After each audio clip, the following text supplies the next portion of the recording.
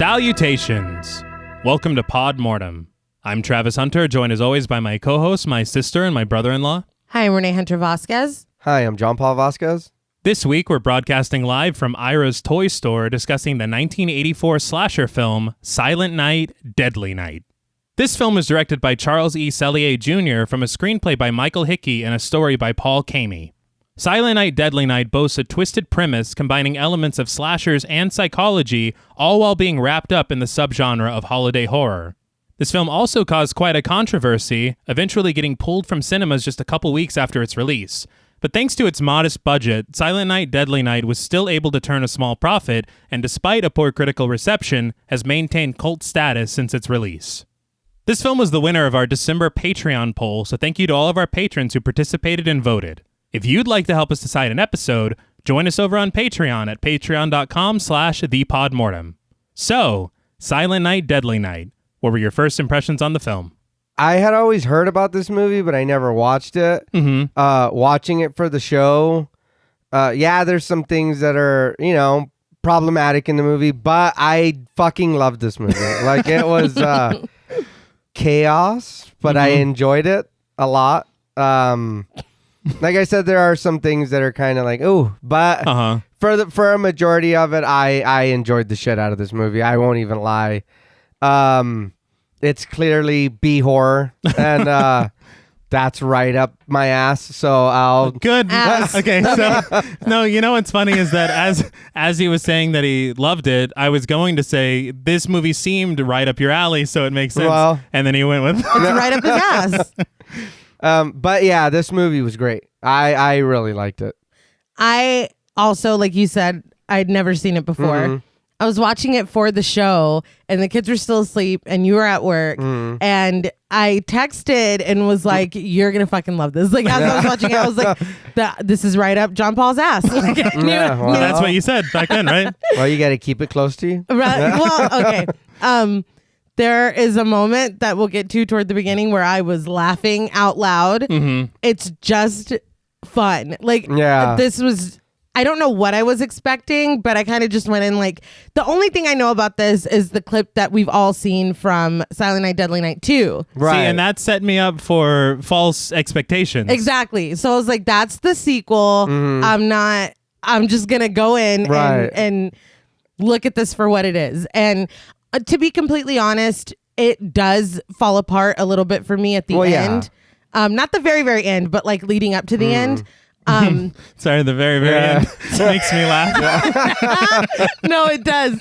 But it's just a good time. It's not, we were talking about recording right now before we started, and it's not one of those, now what do you think is motivation? Like, this is just turn your brain off and fucking watch some Christmas horror. Like, that's all this is. And also, I was recommended in our Discord, I don't know, a few months ago, the Final Girl Support Group by Grady Hendrix. Right. And obviously, if you're listening to this, you like horror. If you haven't read that book, you really should, because it's a play on Final Girls from like actual movies, like with their own little twists or whatever. And one of them I could not figure out. I was like, this must just be for the book. Like Grady Hendrix it's from this. So I was like, oh fuck, when I saw it. So it was just a little added like Easter egg that only meant something to me, but it was fun. No, I think that's great. It's funny to me because you're like, well, eventually he's got to make up his own characters, right? I mean, clearly. Like, no, he didn't. Because if I haven't seen it, this then can't be from anything. Yeah, it didn't happen. This isn't real. No. We've seen everything. But no, I'm with you completely. I mean, I feel like its reputation preceded it simply because of the meme ability of the sequel. Right. Absolutely. But if we've learned anything, sequels sometimes are... It's very true. You can't hold a movie accountable by its sequel. No. Yeah, can't judge it by its sequel. And this one really, it had me for a bit because... Maybe not as far as like subtext, but I felt like they were trying to say something with it. Yeah. About, I read a lot of think pieces and stuff about like childhood trauma and all that. Well, and I was like, I see where they're going with this, but then it just flat out lost me. That's the thing. That's like, because I was like, oh shit, this is deeper than I thought it was going to be. We are talking cause and effect. Yes. We are talking child psychology. See, I thought we are talking. too, I mean, there's a lot to be said here, and then it's like, okay, never mind.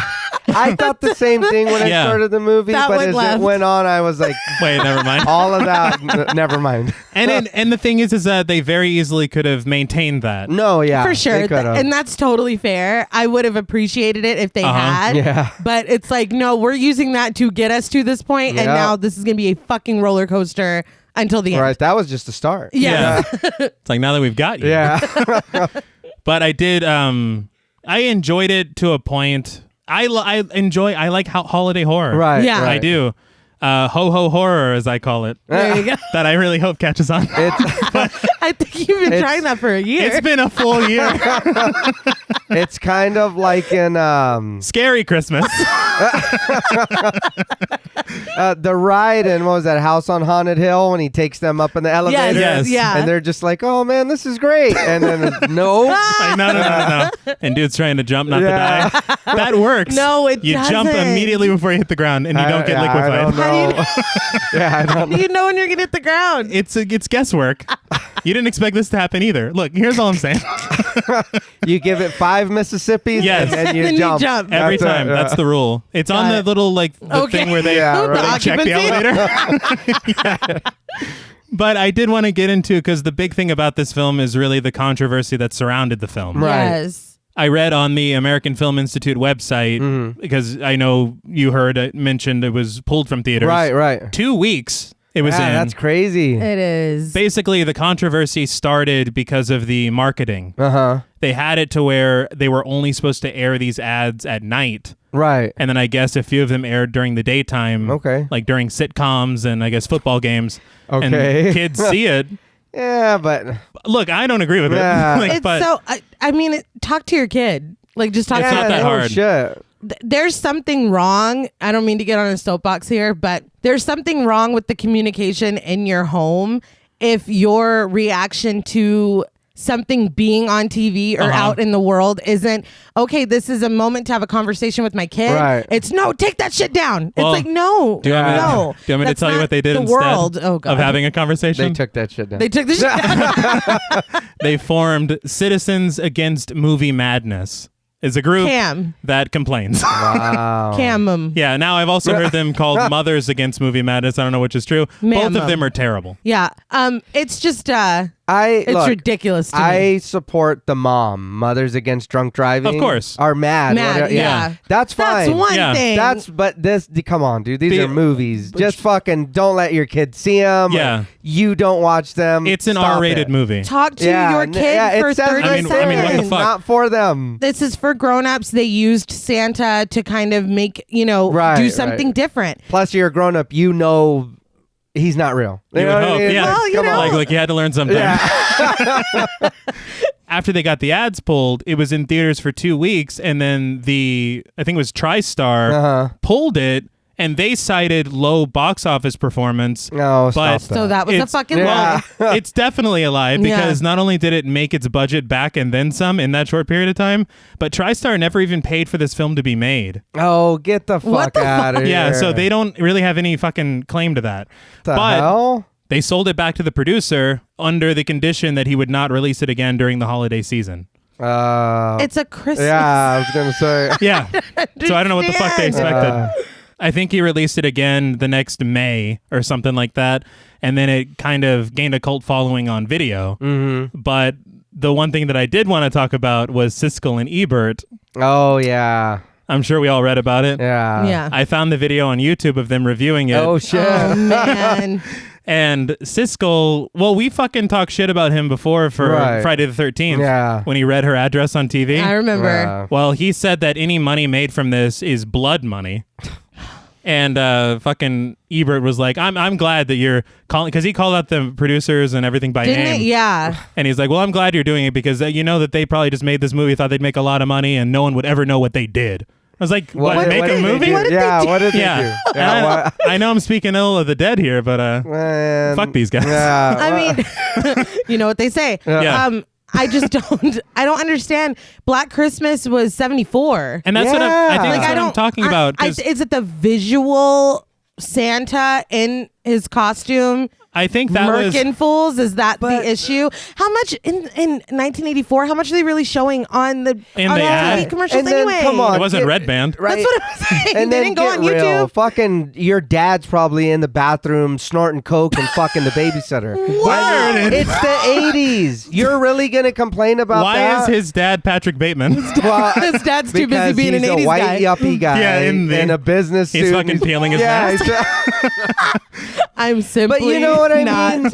How are there. you going to be mad about this when No. at the time in the 80s, everybody was partying and fucking around and doing it? This is where you draw the line, not that your cousin is fucking bleeding He's your already- family. I'm just I saying. feel like you're talking about Very a specific personal family. things. Well, no. I'm just saying, like, at the time, like Right. I said, I know, again, I know there's certain stuff in this movie that isn't cool, but again, you're going to be mad about a fucking guy dressed in a Santa killing people. It was when, all it was a lot of deflection. And so, I mean, your family's perfect and you need to find a way to maintain that perfection by pointing out how bad everyone else is. Yeah. It's the same thing with the Satanic Panic and everything like that. It's just like we need a villain to point at. Right. Like that's what it was at the time. And this time it's Santa Claus. And this time it's Santa Claus. The thing was that's funny to me is that from what I read, like the protests bother them and everything, but TriStar was owned by Coca-Cola at the time. Yeah. And so they were like, that polar bear, Yeah. you know, the fucking Christmas thing, like that's their bread and butter. And if they have Santa out here murking fools, they're like, They the want polar Gordon bear's going to Ramsay. quit. Shut it down. The polar bear is gonna quit. Yeah. It's so ridiculous to me. I feel like all these things that I see with parents that are like, no, not in my neighborhood shit. It's like, just talk to your fucking kid, Yeah. dude. Talk to your kid kids understand more than people want to give them credit for. And if you're just saying, look, that's just a movie, and they thought it would be scary to dress up Santa and make him bad. Right. That's just a movie. Wait, that wasn't the actual Santa? No. Now, before we punish this film for being naughty, we'd like to issue a warning for spoilers. Pod Mortem is a very in-depth podcast, and in thoroughly discussing horror films, we have no choice but to spoil a thing or two. If you don't wish to be spoiled, please go watch the film, then come back and enjoy the show. If you've already seen the film or don't care about spoilers, let's deck the halls.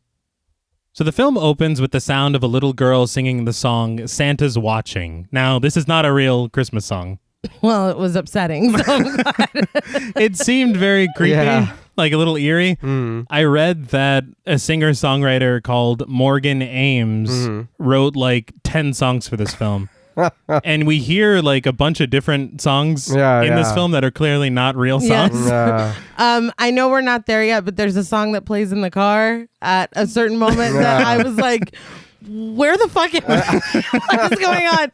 Is that one of the ones made? Yes. Yeah. What? There's also one later on with the pool table, if you understand. Yes. I'm not gonna lie, I'm kind of surprised. Yeah? Because those sounded like real old songs.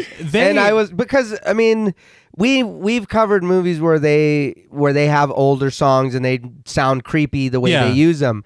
I just thought this was the same shit. I was like, where the fuck did you find this? I thought this was a legitimate Christmas carol. Yeah. I'm like, I've just never heard it before. Yeah. Well, because the wording and stuff in regular Christmas carols is kind of terrifying. Yeah. About him seeing you when you're sleeping and when you're Yeah. like, I mean, it's scary. I And so think- looking at under this lens, it's like, well, yeah, of course it's horrifying. Yeah. Is it unpopular to say he knows when you're awake is scarier than he sees you when you're sleeping?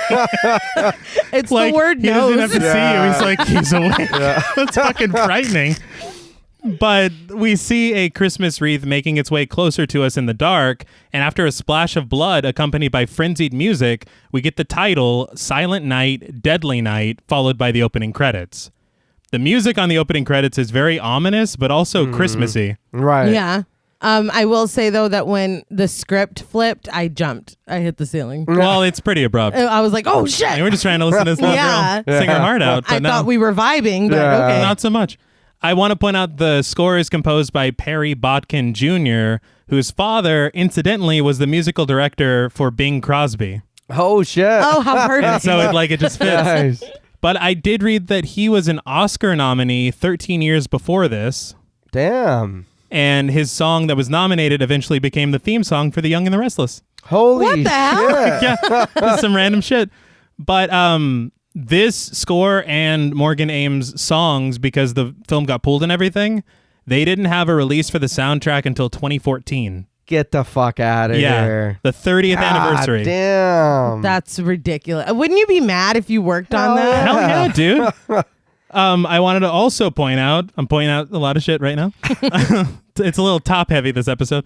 But Sellier, the director, created Grizzly Adams. What the nice. Yeah. But after this film, he pretty much stopped directing and he just went into producing. Right. But he oddly produced a lot of like Bible related content. Huh. As like an apology? Yeah. That's what I thought. I was like, it's like, fuck. I'm sorry, dude. I went a little too far back there, but Speaking of directors, though, did you see that this was that Sam Raimi was considered at one point? no. He was like in his early 20s or something. I can't remember. That would have been fantastic. if but they that's said true. no. Yeah. If it, Yeah. That would have been fucking nuts. It's funny because there's a moment later that they were going to kind of copy Sam Raimi, but Right. then Sellier told them not to. I'll bring it up, but Like, it's we're kind of doing our sad. own thing. Yeah, he's like, get the fuck out of here. The other thing, though, is that Paul Kamey gets a story by credit in this film. Mm-hmm. And I read that it's inaccurate. According to Diabolique magazine, he submitted a script Right. and they liked one sentence from it. And so And Santa got mad. I think it was like when he sees you when you're sleeping. I think that was it. He didn't and it write was that. No, he didn't. But it was basically hinting at like a killer Santa Claus. From one plagiarized sentence. But after all these opening credits and things I've pointed out, we then fade into a shot of a car on the open road driving past a mountain.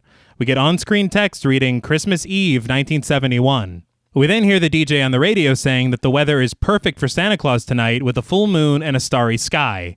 He then gives the weather for the town of Bartlettsville, a chilly 21 degrees, before putting on Christmas Fever, another song that is not real. I do want to say at the beginning when they were listening to the radio and whatever, I thought this was going to be a fog situation. Oh, but shit. it's not. No. So I No. was like, oh shit, are they going to do the radio thing too? And no. They're just throwing it to Simpsons Christmas Yeah. Boogie. That's Just it. trying to help you on your drive, Yeah. man. Yeah. Help that commute. But in the backseat of the car, we see 5-year-old Billy Chapman, played by Jonathan Best, flipping through a Night Before Christmas book, while his mother Ellie, played by Tara Buckman, and his father Jim, played by Jeff Hansen, sit in the front seat. Can we talk about the baby freestyling it in the front seat? Yes. I was like, I forgot they didn't give a fuck about their Not at kids. all. Right? Your baby comfortable around heavy machinery? Yeah, loves Yeah. it. He loves it. Yeah. I was like, I'm concerned. Yeah. No, it's a real issue. But I told your sister too, I said, man, how the times have changed. Oh, I yeah. said, that baby's just up there doing nothing. Doesn't even care. Yeah, just... Well, he doesn't know any better. Yeah. Well, no, He's I like, know what I'm saying. in Yeah. 10 years, I think this is going to be a real problem.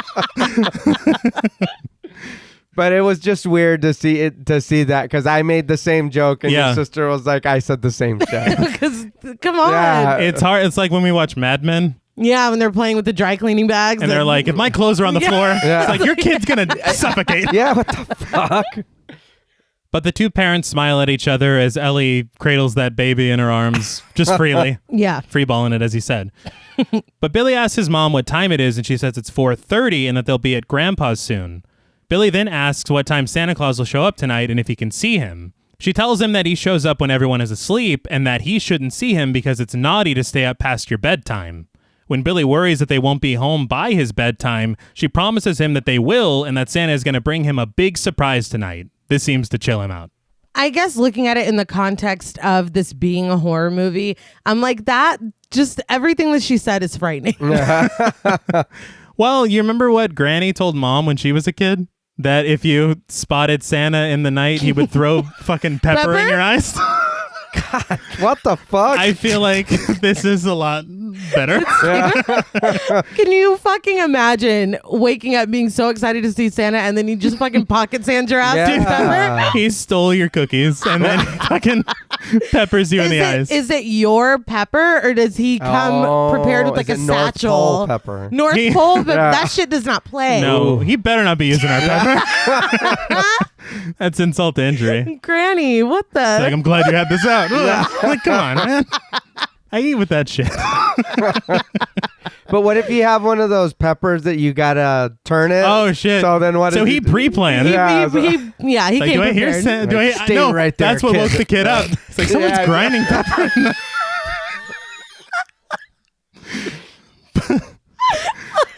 But the Chapmans finally arrive at their destination, passing a sign that reads Utah Mental Facility. Now, the camera. Okay, I was like, do not say passing Yeah. sign No. because we do not No, also pass the this sign. is like, I believe, a sixth of the film is looking at this sign. I was no laughing. name. What is this bullshit? No. You It's, just yeah, this is enough. That is the name. Where This is the it? title. What is it? I was laughing because it's like, okay, it's 3 words. yeah. Yeah. That's it. I don't know if they were like, yeah, that's right. Yeah. Yeah.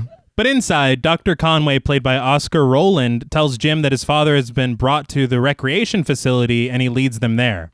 When they get there, they find Grandpa, played by Will Hare, sat in a chair, looking borderline catatonic.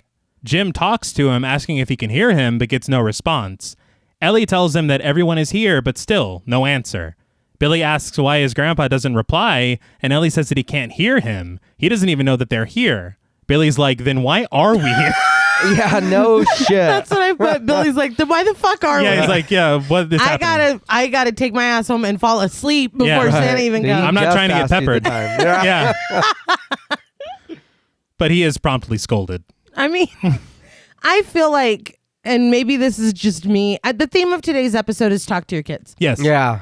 On the way up there, or even before we left, it would have been a really good time to have a conversation as to Grandpa's situation, what's going on with him. And even if he can't talk to us, it's still good for us to be with him because he's family and it's like, they're just like, surprise fucking kid. Like, what? I don't understand. Yeah. Has he never met his grandpa before? Yeah, that's what confused me. I was Why like, would so you is this not? new? Why would you not prepare a child? Because kids just be saying shit, Right, dude. right. Oh, yeah. Prepare. You need to prepare. It's just insane. Like, this is borderline child abuse. But when Jim laments that his father's condition has actually gotten worse, Dr. Conway offers to show them his file in his office. So Jim follows him along with Ellie and baby Ricky, leaving Billy alone with Grandpa. What? So that's something I did want to ask you too. So I can't say your dad because we spent a lot of time with your family, but would this be I mean, are we supposed to just be like, no, it's okay, Jackson, stay there? Absolutely not. Okay. The answer All is right. no. All right, good. There's not even an orderly in there. No. Nobody's Yeah. watching him. It's No. just the two of them. Yeah. And I mean, it's kind of, I don't want to say traumatic, but it's got to be really strange for a For the kid, yeah. who's never been around this before. And it's like, surprise, this is your grandpa. Yeah. Okay, deuces. Like, that's insane. Dude, they leave him with the quickness. Yeah. What are you Just doing? hang out. Yeah. I think his mom says something along the lines of, you'll be fine. Just Yeah. fucking chill out, Billy, Yeah. okay? It's like, no. These parents were driving me nuts. It was this a whole lot. beginning, yeah. But as soon as the door closes, Grandpa's eyes set on Billy and he smiles. Billy calls out to his mom, but his grandpa grabs him by the arm and tells him to be quiet. He tells Billy that his mother can't help him and asks if he's scared. Before Billy can even answer, he's like, you should be. Christmas Eve is the scariest damn night of the year. What the fuck? Why? All of this is incredibly confusing to me. Because we're kind of under the impression this is the first time Billy's even meeting his Right, grandfather, right. right? Yeah. So, I mean, it's not like Billy's some little asshole kid and he's like, I'm going to fuck with this. Like, Yeah. I don't understand. And what's grandpa's end game? Like, why is I he don't even know. doing Yeah. this? I just don't get it. I don't understand why he's switching between lucidity and it's just very weird to me. But he then asks Billy if he knows what happens on Christmas Eve, if he knows all about Santa Claus. Billy gives the canned response, you know, good guy, white beard, presents, belly full of jelly, etc. Grandpa is not about that life, though. And he tells them that Santa brings presents to good kids, sure, but the naughty kids, he punishes. Which still sounds about right to me. Yeah. It does. Delivery. Again, is becoming an issue. For me, it really just boils down to delivery. Now, I thought Krampus was supposed to punish. That's true. Right? So... But well, I mean, there never really was a story about Santa beating that ass or anything. Yeah. Santa doesn't The coal. beat ass. He gives coal, which is really just kind of like a fuck you with the branch of birch. It's just a fuck you in your stocking, I think. Well, like a letter that says fuck you. He writes it on the coal. He's like, I'm a child. I can't. But he asks Billy if he's been good all year, and Billy admits that he hasn't. His grandpa's like, oh boy, then if you see Santa tonight, you better run for your life. Then he starts to laugh a pained laugh, tears in his eyes. But as soon as the Chapmans return, dude just snaps back into his catatonic state. Now, I laughed my ass off. He was not like that when they walked in the room. He was not. You would have seen him. You would have. But then... What the fuck? I was like, there's no way you didn't see that. No. I was like, come on. Yeah, no, that's... They see what they want to see. Yeah, I guess so. He's like, now I need to channel actor Salamanca and, snap it back. The second they get in there, though, because he was already holding on to him. Yeah. Yes. And then he goes like electric chair status. Yeah. Like you said, he had tears in his eyes, He too. did. Yeah. And I don't understand where this is coming from. What happened to him on Christmas Eve? That's the scariest damn night of the exactly. year. That's the thing. Yeah. I know we've already talked about the Krampus or alluded to the Krampus episode of American Dad, but I was like waiting for some kind of like Jack backstory Yeah. where he tangled with Santa Claus or something, but spoiler alert, we do not get that. No. We never get Grandpa's motivation. All we get is an old man who just randomly wants to be a dick that's it. to his grandson. And am I the only one that thought he looked like Kenny Rogers? No, that's fair. Okay. But Jim kneels down and says goodbye to his father, saying that they'll be back to see him soon. The family leaves, but before Billy does, he promises his grandpa that he'll be good from now on. That night, on the drive home, Billy asks his mom if she was ever naughty as a kid and if Santa Claus ever punished her for it. When she asks where he could have gotten an idea like that, he says Grandpa told him. Jim asks Ellie if she thinks he could have actually talked to him, and Ellie says that she doesn't see why Billy would lie about it. And I'm so glad. Yes. Yeah. I wanted to yeah. jump in and say big points for believing your child. Yes, I swear to God. Well, yeah. The way that I thought this scene was going to go was he said that, and then Ellie was like, what are you talking about? And then Jim's like, you saw him, Billy. I will wreck your shit. And then Billy's just crying in the backseat. No, That's literally. what I thought was going to happen. I was expecting, Grandpa didn't even know you were there. Yeah, exactly. Like, just dismissing him. And he's like, I had a full conversation. Well, but on the cool too, it's like, that he doesn't talk or whatever. Why would he lie? There's you know no what point. I mean? Yeah. But Ellie even says that they should call Dr. Conway and ask him about it. That's how much they believe this kid. well, I mean, Yeah. why would he, like she said, why would he lie? And I mean, the kid admits that he was naughty. Yeah. He didn't have to do that. He could have been, no, I'm really good, Yeah. Grandpa. He's like, look, I have my flaws. I'm working on them. None of us are perfect. But this is when Billy goes full tilt, saying that he's terrified of Santa visiting them tonight and that he hopes that he doesn't. Ellie tells him to knock it off and that his grandpa is a crazy old fool. Billy gasps so dramatically. Clutch the pearl. Billy, Yes. no, Billy was fucking shook. I What? laughed out loud. It was one of the greatest gasps I've ever seen on film. But he says that it's naughty to say stuff like that about the elderly and that if Santa knew about it, he would punish her for it. He's going to come for that ass, Mom. Stop. But Ellie just sits there annoyed, but she has a look on her face like, well, maybe. Like, I don't know. Well, she's like, just seems mad. Like, she's looking at her husband like, your father's a fucking sociopath. Like, Well, he is. I mean, clearly he is, Right. but she can't vent that frustration without her kid being like, Mom. Yeah. Like, Well, I mean, she doesn't need to talk shit about old people. not old people. Just that old one person. old Yeah. person. He is a crazy old He fool. fucked with her he did. kid. Yeah. She can say whatever She's she like, wants. turn this car. I'm going to go fight your father. But at a nearby convenience store, a man dressed in a Santa Claus suit, played by Charles Deercop, walks inside and is greeted by Mr. Levitt, played by Eric Hart. Levitt sarcastically jokes like he doesn't already get enough holiday shit on the radio and now it has to walk into his store. The man asks if he doesn't like Santa Claus, and Levitt says that the holiday cheer is good for business, but bad for his stomach. I can get with that, Yeah, I get it. To a point, for Yeah. sure. especially when the shit starts in November. Oh, I know. When it just starts right in away. October, you mean? I'm like, can we please just have Halloween, let's not do please? that. I will burn the store to the ground. But he says that it's kind of phony, but asks what charity Santa is with. This is when Santa pulls a gun, telling Levitt to put the money in the bag. Yeah. You know, he keeps that thing on him. It makes me laugh. I mean, it's not funny at all what's happening right now. It makes me laugh. No, let me finish. Like the fact that he's getting robbed. No, not that. Santa pulls out a gun and the guy goes, "What are you doing that for?" Yeah. Well, Santa's like, come, like, what the fuck? Yeah, come Clearly on. What do I'm you robbing think? you. I just wanted to show it off. But Levitt stays calm while slyly reaching for his own gun underneath the register. He jokes that maybe it isn't all phony after all, but the second he draws his gun, Santa shoots him in the chest. Now, it makes me laugh out loud because he draws his gun on Santa and he goes, "All right, you." Yeah. It's like, yeah, you're done. Yeah. You just lost. No, yeah. He already has a gun. Yeah. But Mr. Levitt falls back into a display and from the ground tries to raise his gun again. Santa fires one more into his chest and then one into his head. Levitt has left it. The mortal coil. Yes, He's dead. is what I mean. Yes. The gunshot wounds look really good. They did. I was like, that doesn't look bad. I was genuinely surprised Yeah. for the budget. Yeah. Yeah. But after this bit of slaying, Santa leaves the store, checking his stash. Yeah. Sorry, I just got it.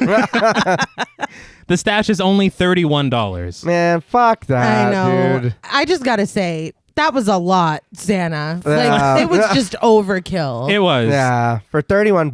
Yeah, come on. I mean, you've shot the man once. He's on the ground. Right. Did he need to die? Like, can't you just grab the cash and run? No. The answer is no. He Yeah. didn't need to die. But he can identify him. As Santa Claus. Well, yeah. If he's the real Santa Claus, Yeah. Oh shit! that's going to be a real problem.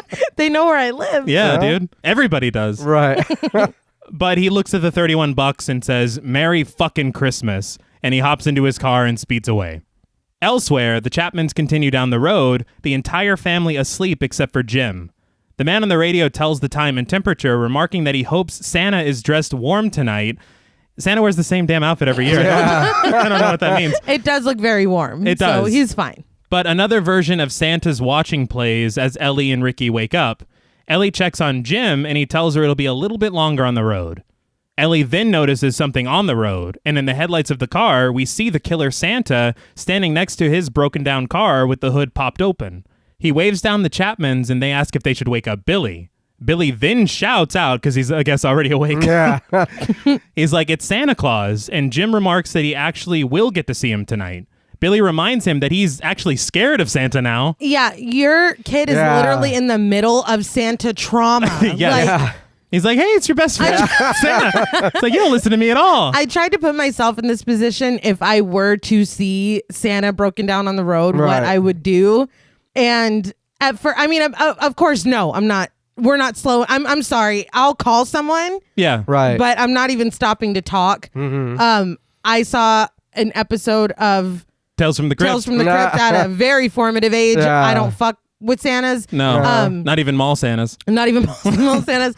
My point is, immediately I was like, fuck no, we're not even slowing down. Yeah. And then I felt guilty. Why? And then I'm like, wait, I know that's not the real right, Santa Claus. right. Like, I'm never going to get a gift again. Hell no. No. It's got to be like a sin, not Yeah. helping Santa. But I'm like, that's not fucking that's Santa not Claus. Santa. I don't think that Santa. But Billy, again, is afraid of Santa now and says that they should keep driving. Jim, however, does not take orders from Billy and promptly pulls over to help Santa out. Jim rolls down his window as Santa approaches, asking if he needs a ride. Santa says that he doesn't and that he just ran into some bad luck. He then proceeds to pull the gun from his pocket, pointing it at the Chapmans. Ellie screams and Jim slams the car into reverse. Santa fires a couple shots off and we watch as the car drives off the road, settling into a ditch. What the fuck, Santa? You couldn't keep up the charade a little longer? He's It's like, I've just some bad luck. But bang, bang. Like, But in give all it a fairness, second. I mean, he pulled out the gun really slow. Dude didn't he was looking at him and didn't even pay attention. I would have thought it was a candy cane. Oh, hell no. Like a deadly metal Yeah. candy cane. I just feel like what's getting lost in communication here is that's not the real Santa. Yeah. No, we keep forgetting. So we need to know that this is a human capable Right. of anything. Yeah. Don't slow down. No. Don't stop. Or a reverse. I don't understand why he did that. Why not just drive around? That's what. Yeah, he. Why not just run him over? Well, he was that's right next to the car. I don't know if you know, but cars can't move sideways. Tokyo Drift, take Santa out. I mean, it's just that simple. And then head home listening to Christmas Fever or whatever the fuck these weird songs are. But Billy hops out of the car and takes off running, leaving his brother and parents behind. He watches from some nearby shrubs as Santa opens the driver's side door of the car, and Jim's lifeless body flops out onto the ground. Santa then runs around to the other side of the car, opens the door, and grabs Ellie. He drags her to the front of the car and throws her to the ground. Now, things get a little out of the basket for a moment. Oh, yeah. Folks. Yeah, they Belial style, yes. if you will. So be warned. But Santa gets on top of Ellie and rips her shirt open. She strikes him in the face, which infuriates him. He tells her to never hit him again and puts his knife to her throat. We then cut to Billy, and when we cut back to Santa, he's walking away from Ellie's body, realizing that Billy ran off somewhere. He calls out to him, "Where are you, you little bastard?" Oddly, we don't see him kill Ellie. Yeah, I didn't even realize that. I thought it was odd because I was like, well, what, to cut away like that. I know later on we do see something, but right now they just kind of left it. Right. Yeah. I just was a little taken aback because I was not expecting it to go in that direction for Santa. No. Apparently, this is a guy that's fallen on some hard times. All right. He's murdering people for $31. Yeah. His car broke down. He's got to get the fuck out of here. I get the motivation behind the money and stealing a car to get away from the crime he just committed. But I mean, this detour, you've got a child that took off. You got a baby crying in the car. You got a man that you killed hanging out of the car that anybody could drive past. But it's time for titties? Like, I mean, Santa, like, get your priorities. Get your priorities. Well, he should be delivering gifts is what he should be doing. It was just appalling. I think in all fairness, I think we can all agree that this Santa, this guy's a real jerk. Yeah, he was fucking freaking out. Like, But Billy shrinks down even further behind the shrubs, and we get shots of Ricky crying in the car, followed by shots of the bodies of Jim and Ellie bleeding into the road. So we know for sure that Ellie was killed. Yes. Also, the music right here. Okay. Oh, yeah. I did want to talk about that because it only gets more ridiculous. There's one song in particular that I've watched this twice now, and I was laughing to myself the first time, and the second time I was cackling. Like, I could not get myself under control. But this one was, the moment is not funny at all. No. But everything dies down, and it's like, sweet little baby. I was going to say. I was, y'all fucking went for it. No, yeah. And you know what's funny, too, is like you were mentioning about how your book, you couldn't figure out who the girl was. I've heard this song. And I've heard this mentioned on other TV shows or like something else. And I was like, is that a fucking real song? It's like, that's the weirdest shit you're singing because they're singing the sweet baby. Yeah. And I was like, what the fuck? And this is what it was from. When I seen it, I was like, oh shit. I think I was just so confused because this does not. It doesn't fit the moment at all. No, I think that's something. I don't know what. Maybe that's why it stuck out to me so much because I'm like, we just had a lot to digest. Yeah. And the radio's just fucking going off. Tearing it up. It was weird and then it fixed. Yes. And then it was going off. Okay. Like, oh, okay. Sure. Because the song plays and we see some atmospheric shots of the dark and snowy road. Then we crossfade to the exterior of St. Mary's Home for Orphan Children. Yeah. All the while the song is playing. Yeah. They're like, we fucking worked our asses off. Yeah, like, can you actually play it over the end credits too? Right. And just to double down, you said that we show up at the orphanage or whatever. I don't think that this film thinks that any of us can read because every time... Dude, they zoom in. Yeah. Again, much like the other sign, they're like, yeah, that's right. Check it out. Yeah. He's in the fucking orphanage, y'all. It's like, no, I see that. Wow. Yeah, I see that. 15 seconds ago. Yeah. But inside the orphanage, we see Sister Ellen, played by A. Madeline Smith, leading the class in an activity. She calls out to an 8-year-old Billy, played by Danny Wagner, saying that they have not seen his drawing yet. She invites him up to put his drawing on the board with the other ones, and as soon as he does, one of the girls in the class screams and tells Sister Ellen to look at it. She does, and after a gasp, tells Billy to take it down at once and to go find Mother Superior and show her what he did. All right. This is supposed to be what, 1974 right now? Something like that, yeah. Okay. Maybe I'm a little desensitized in my 2021 self. Picture wasn't that bad. Well, we haven't seen it yet. Okay, all right. Yeah. Okay. And it's pretty bad. It's not okay. There's a lot I say going it's on. not that bad because y'all know what he went through. Right, Yeah. right. But I'm sorry, continue. I jumped the gun. But I'm just like, this fucking child, man. Yeah. But we then cut to a shot over the shoulder of Mother Superior, played by Lillian Chauvin. Now, in the credits on IMDb and pretty much everywhere else I've looked, it says Lillian Chauvin plays Mother Superior. But on the bottom of the credits, it says Judith Roberts, Mother Superior, uncredited. That's not What? even And close. it says Lillian Chauvin, but it also credits Judith Roberts. Judith Roberts was Mary Shaw from Dead Silence. Right. What the fuck? And I cannot find why she's credited What? here. I don't know if maybe they started shooting and then they replaced her. I don't know if she was supposed to be cast or Right. if she was in another scene and they deleted it. I have no idea. How weird. But Is she a stunt double? I don't know. I was like, is she doing the voice? But Yeah, she's not. no. So I don't know why she's That's odd. listed as uncredited Yeah, all that's over the weird. place. But in the drawing, we finally see it. We see a Christmas tree in the background, so we're starting off okay. Right. But then it all goes downhill, where we see Santa Claus dead on the ground with several knives stabbed into him, as well as a decapitated reindeer for good measure. Also, Billy very kindly signed his name in the corner because he wants full credit. Good job, kid. He deserves the credit. Yeah. I good guess picture. my thing is that this kid needs to process. This is what Right. 3 years later. I believe so.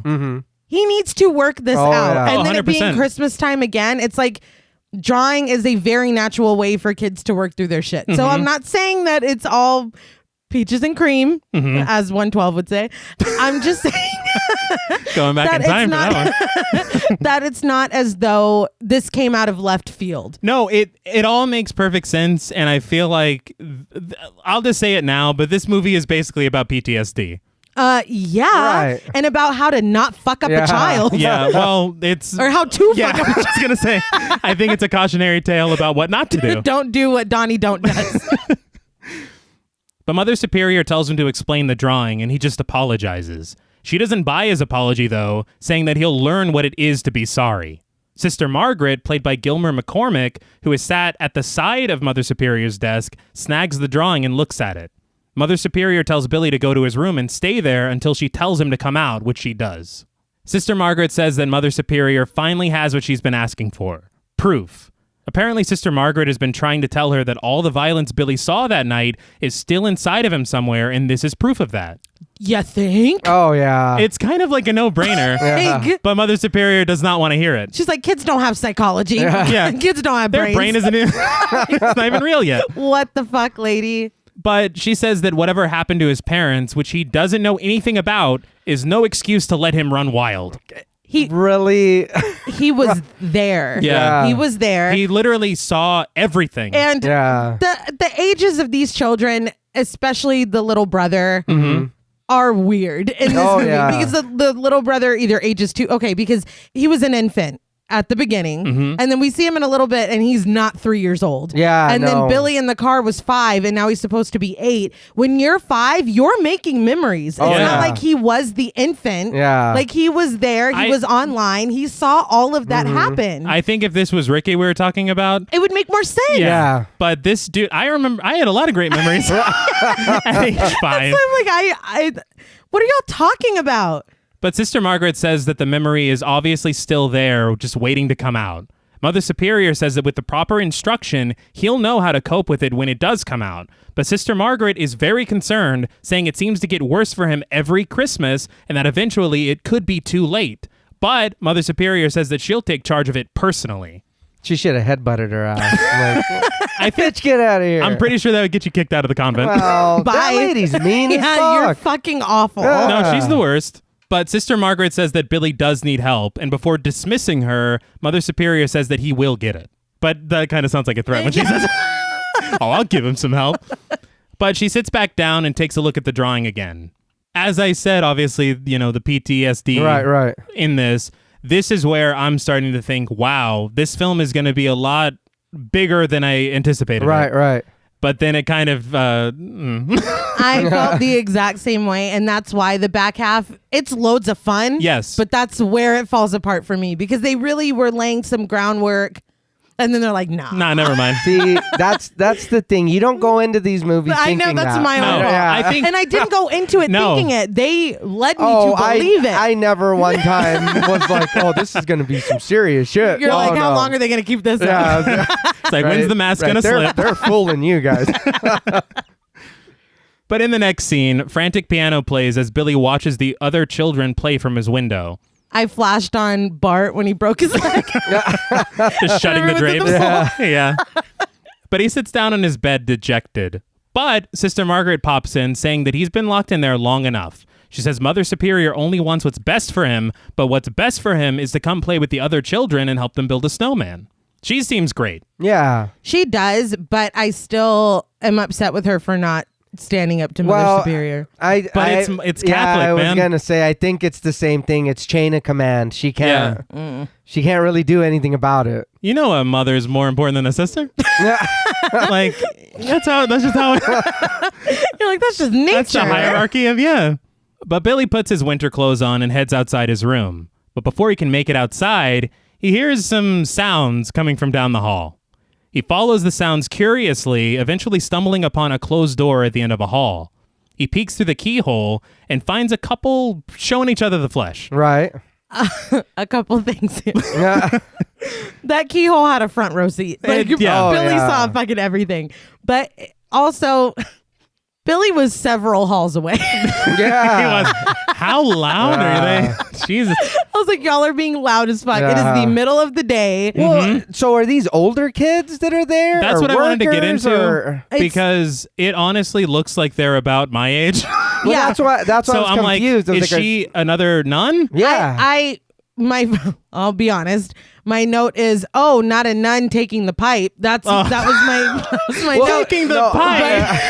I figured they You were. don't like get it in. I'm trying to mix it up, but I don't know because I mean, when was this made? 84. We Yeah. were Right. casting 40-year-olds as 13-year-olds. Oh, So okay. I don't know if Yeah, these are supposed to maybe. be teens that snuck off together. Maybe. My first impression, because all the other kids that we see are real small. Right. I assumed it was a nun, Like but they're very small. they're little. Yeah. I don't know much about orphanages in the 70s, but I figure you would age out Right. once Well, you're these kids' ages. Once you're old enough to be Yeah. taking the pipe. Nate, don't. Well,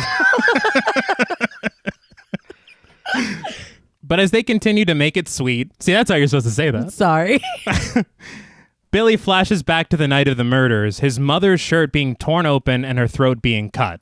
He falls back in horror, but quickly making her way down the hall to the sound of foreboding music is Mother Superior. She tears the door open and calls the couple filthy devils, ripping the belt from the man's pants and proceeds to whip their naked asses. They might be into that. So yeah, but they didn't seem like it. they didn't. But I'm just saying, you don't know people. Don't be just start whipping Wait, so people. you No, think... Wait, you so think then it there's... would have you think- backfired on her, huh? That's my point. Are you telling me there's a scenario where they're like, we're going to be banging here, hopefully Let's be super we loud. get our asses whipped? They were being really Because loud. that's what my... That's what my kink is. Really? All I'm saying is we don't know. No, but also that lady's not gonna hit me with that belt like that. They were I'm just that taking old. it. Oh hell I'm no! not- Yeah. Naked or not, we're squaring up, lady. That nuh-uh. But again, mothers are very... Wow, that wasn't my mother. But as they're getting their asses beat, Billy rushes off. So I wanted to point out the intrusive thoughts that he was having. PTSD. For sure. Like they're actually hitting these marks. Right. yeah, that's why I was led to believe. Yeah. And I was... See, and that's the thing. I did not come into this thinking this is going to be a very... No, Yeah. of course not. sobering tale Yeah, of mental oh, health, no. and no. But when they started doing this stuff, I'm like, damn, this is more than I thought. Yeah, y'all had something to say. I was 2 minutes into the movie to where I was like, this is my shit. Like, What- I don't need to try to analyze anything here. Was it when the wreath was splashed with blood in the Yeah. opening Yes. credits? It's like, oh Hell yeah. yeah. Yep. But outside, Billy has already joined the other kids playing in the snow. According to the Duquesne Duke, all the snow in this film was real because it was filmed in Utah. Oh, cool. And only, I think one scene later on has fake snow, but everything else is legit. So they're freezing their asses off out here. But with the ass whooping complete, Mother Superior heads outside, belt in hand. She calls out to Billy. She only calls him William, by the way. Yeah. I forgot to point that out. But Sister Margaret tells her not to blame Billy. It was her idea to let him come outside. But Mother Superior's not here about that. Ricky, now 4 years old and played by Max Broadhead, asks Billy what's going on. That child was not 4 years old. No, he's not. But one of the other kids goes, your brother's a nutcase. That's what's going on. And he like smiles at Ricky. It's like, we're not friends. You just lost our friendship. But Sister Margaret scolds them as Billy heads off to Mother Superior. She asks him what he saw and if he knows what they were doing. Billy dummies up, saying no to all of the above. I don't know why, but this kid, like, squinting in the snow, I was like, why is this kid giving me Val Kilmer vibes? And he's, like, whispering all his lines. She's like, do you know what they were doing? No, Mother Superior. I was like, what the fuck is going on? This is the weirdest performance I've ever seen. But she says that what they were doing was very naughty, and they thought they could do it without being caught. But when you do something naughty, you always get caught. Why the fuck are you using holiday-specific language? Like, this is the last thing Billy needs. She doesn't care. Yeah, obviously. To me, you are crossing some sex wires in this child's brain right now. Oh, yeah. Surely there won't be any consequences, I'm sure. Oh, no. I think everything will be fine. This is a light romp, I believe. Great. But she says that after you're caught, you're punished. She then says punishment is necessary, absolute, and good. She then leans in and reminds him that he left his room, saying that that is very naughty. We then cut to Billy leaned over a chair in his bedroom, and she's just whipping him with that guy's belt. He's never getting it back. I think she's getting off on the spanking. But that's the corporal punishment of like a Catholic orphanage, I guess. But He's never getting his belt back. No, it's loose pants from here on out. Well, you just whooped their ass with the belt. Now you're spanking this kid with the belt. Yeah. What the fuck? She's gone belt crazy. Yeah. She's belt trigger happy? She's belt Prune Tracy. happy? She's Prune Tracy. But he yelps in pain at every strike until she's done, and she tells him to go to bed and stay there. She leaves, and he slinks into bed. But that night, we pan across toys and stuffed animals to find Billy asleep in bed, tossing and turning, struggling against the flashing memories of the murders those years ago. We get a shot of his father lying dead in the road, blood pouring out of his head. Billy lurches up violently, screaming for his father, then jumps out of bed and runs out of his bedroom. He literally had one rule, which was to stay in bed. I just want to point that out. Don't blame Billy. I'm not blaming him. I'm just saying he broke the rule. But he makes it as far as the staircase before being grabbed on the shoulder by Mother Superior. Did she just camp outside his room? Oh, yeah. She knew he would break it. Yeah. Mother Superior, why are you so obsessed with me? Oh, Like, and this she is. This is too much. Well, she's made him her personal project. It's like, God damn it, Billy. It's like, oh, I'll give him some more. But we cut to her literally tying Billy to his bed. His bunkmate up top leans down to look, and Mother Superior slams his head to the She's pillow. like, mind your own fucking business. How can I? This is so far, and all the kids are just like around watching. Yeah. I feel like if any, I don't know. I know that you said hierarchy, you know, mother, big alligator mouth, sister, little alligator mouth. But actually the alligator's like, just turn away. I don't want to. But if there's any moment where you're like, this has gone too fucking far, it's when Mother Superior is tying a child to a bed. It's right now. I don't think she came to do the Lord's work. I just want to put that out there. But Billy calls out to Sister Margaret, who is also there, but she's urged not to help him by Mother Superior. As you said, kids gather to watch in the hallway, but take the fuck off as soon as Mother Superior leaves the room. Well, I don't want to be next. Yeah. What, tied to your bed? Why is she not mad at them, though? I don't know. Because she's got one project. It's like, man, when I'm not focused on Billy, I'm going to use that guy's belt to tan you. But Sister Margaret follows her orders, turning off the lights and leaving the room as Billy cries, still calling out to her. You can tell it hurts her to leave. Oh, yeah. Yeah, but she still leaves. Like, I'm still mad at her. I know that she's the good one. Yeah. But it's like, if you see, I know this is a fucking 80s slasher and I'm going too deep with that. Yeah. But if you see shit like this happening and you don't do anything to stop it, you're complicit. So I'm mad at the sister as well. But then Mother Superior is going to tie her to her bed. Exactly. Well, Then what? That old ass lady, I could take that old ass lady out. Shit. Hey, I don't know if you saw. She looked built. Yeah.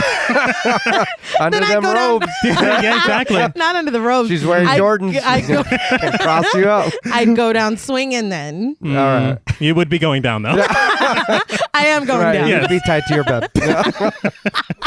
Then me and Billy are both tied to the bed, Yes. okay? But at least you tried. I tried. But the next morning, all the kids are downstairs playing with their recently opened Christmas gifts, tossing around a football, just having a great time. Mother Superior observes this and she simply says, I see greed where there should be gratitude. She's a ton of fun. Can you take one day off? Like, No. that made me laugh out loud. Why greed? I don't know. They each had one Yeah. gift. They're enjoying their one Let gift. them have fun. This does not seem like a place where they get presents No very shit. often. Not really. Let them fucking be Yeah. happy for 5 minutes. Like, I was like, lady, Yeah. She's a lot. She is. too much. But Billy heads downstairs with Sister Margaret, and Mother Superior asks him if he's ready to behave properly.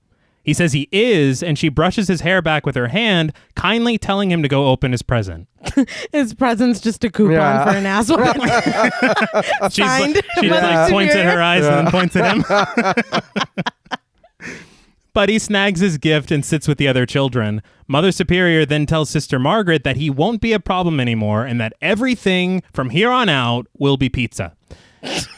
Sister Margaret says that this is nothing new. He always improves post-Christmas. Mother Superior says Christmas is not over yet. They still have the annual visit from Santa Claus. She says Billy will sit on Santa's lap and behave. We'll see about that. Yeah, we will. We definitely will. I know about exposure therapy. Yeah. Yes, I was This going to is- mention she's not she's not qualified to This is not the way to do it. no Mother. to bring Yeah. And then what an asshole to try to be like, he's going to be good from now on. It's like, well, yeah, I Christmas mean, is over, dude. exactly. Yeah. That's the issue. This, Yeah. the exact trigger is gone. Yeah. Like this is just a coincidence that you just Yeah, untied no him from his bed. you've really done nothing. You made a hard time harder. That's all you've done. But Sister Margaret looks on nervously as Billy opens his present. We don't see what it is. I wanted to see what it was. Yeah. I told you what it was. It was a coupon. But in the next scene, we see a line of children in the common area waiting in line for Santa. Billy screams and cries as Mother Superior drags him to the lap of Santa and sits him down, telling him that he will learn gratitude. She tells him to thank Santa, but he just struggles to break free from his grasp. He finally breaks free, turning around and fucking Tyson punching him Yeah. right in the nose, knocking Santa to the Straight floor. left hook. Not- Fucks him up. Yeah. Not just knocking him to the floor. He fucking flew. He did. Yeah. Dude, when I tell you I cackled, I laughed so like he's still 8. Okay? Yeah. Hey, maybe he could take Mother Superior. Maybe. You should try next time because he's got a fucking mean left hook. But Billy runs upstairs, Ricky calling after him but being stopped by Sister Margaret. Santa sits up, nose bloodied, asking what the hell is wrong with Billy. He just wanted to entertain. Yeah. But upstairs, Billy shrinks down in the corner of his room, curling up into a ball, apologizing for being naughty and begging not to be punished. He hears footsteps approaching and Mother Superior's furious voice saying, William. He looks up at her and we freeze frame like the end of a sitcom. Yeah. I was like, not a freeze frame. It was such an interesting choice. Very much.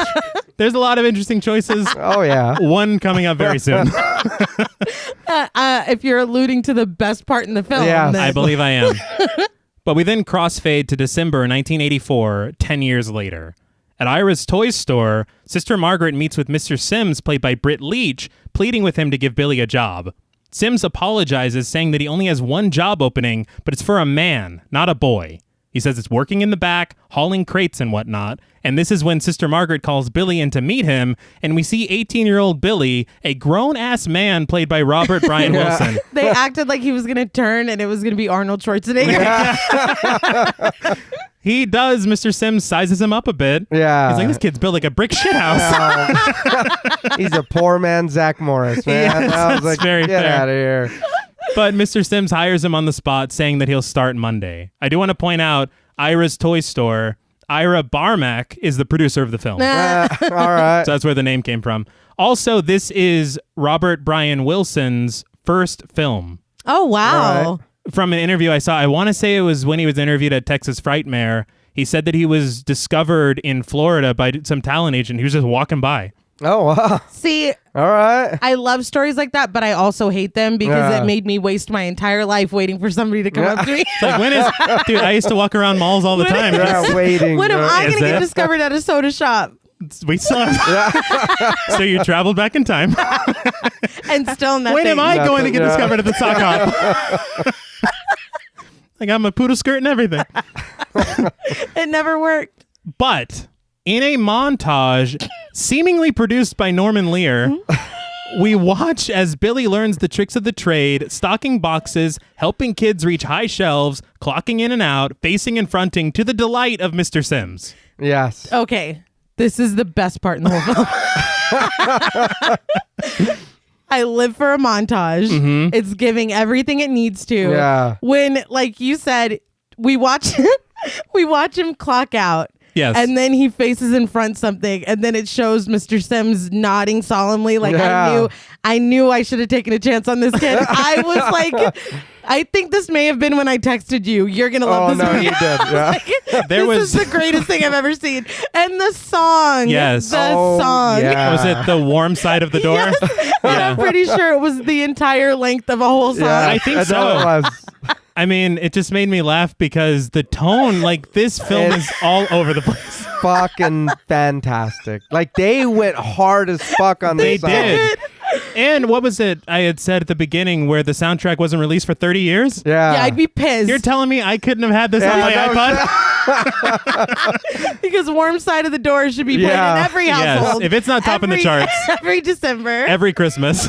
And see, the funny thing was, at first I was like, man, I was like, all right, I was laughing, whatever. And then I was like, this is going on way too It is. fucking long. It's really long. And then we watched it again, and I was like, nope, I was wrong. Like, this is Yeah. perfectly paced. Well, because for the show, you know what I mean? You got to stop it, Yes. you got to Oh my whatever. God. But watching it, I was like, oh no, this is fucking great. yeah, I no know. notes for you. This Yeah, is no, perfection. yeah. Still the montage. Go take a bathroom break. Go get a drink. But it continues. We also see him having lunch with his coworker Andy, played by Randy Stumpf. Andy offers him some of the Giallo favorite J&B whiskey, but Billy declines, holding up a milk carton. He's wholesome. He is yeah. wholesome. Oh my God. But in another little scenelet, Billy chats it up with Pamela, his coworker, played by Tony Nero. But the chat is interrupted when Mr. Sims rocks up, unrolling a massive banner that reads Merry Christmas and Happy New Year on the other side, with a massive drawing of Santa Claus at the center.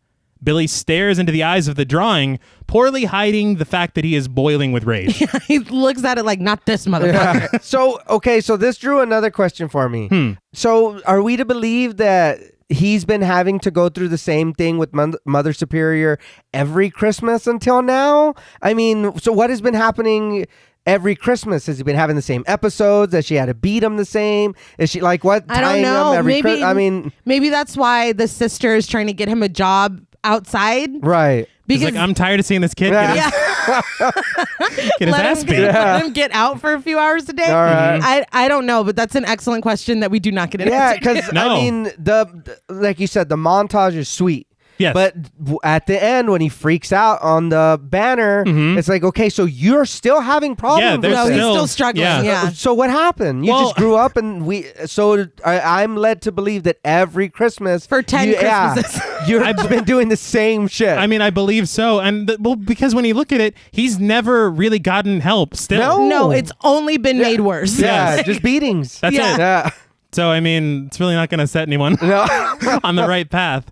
But later on, we see the store completely decorated for Christmas, bustling with shoppers and toys flying off the shelves.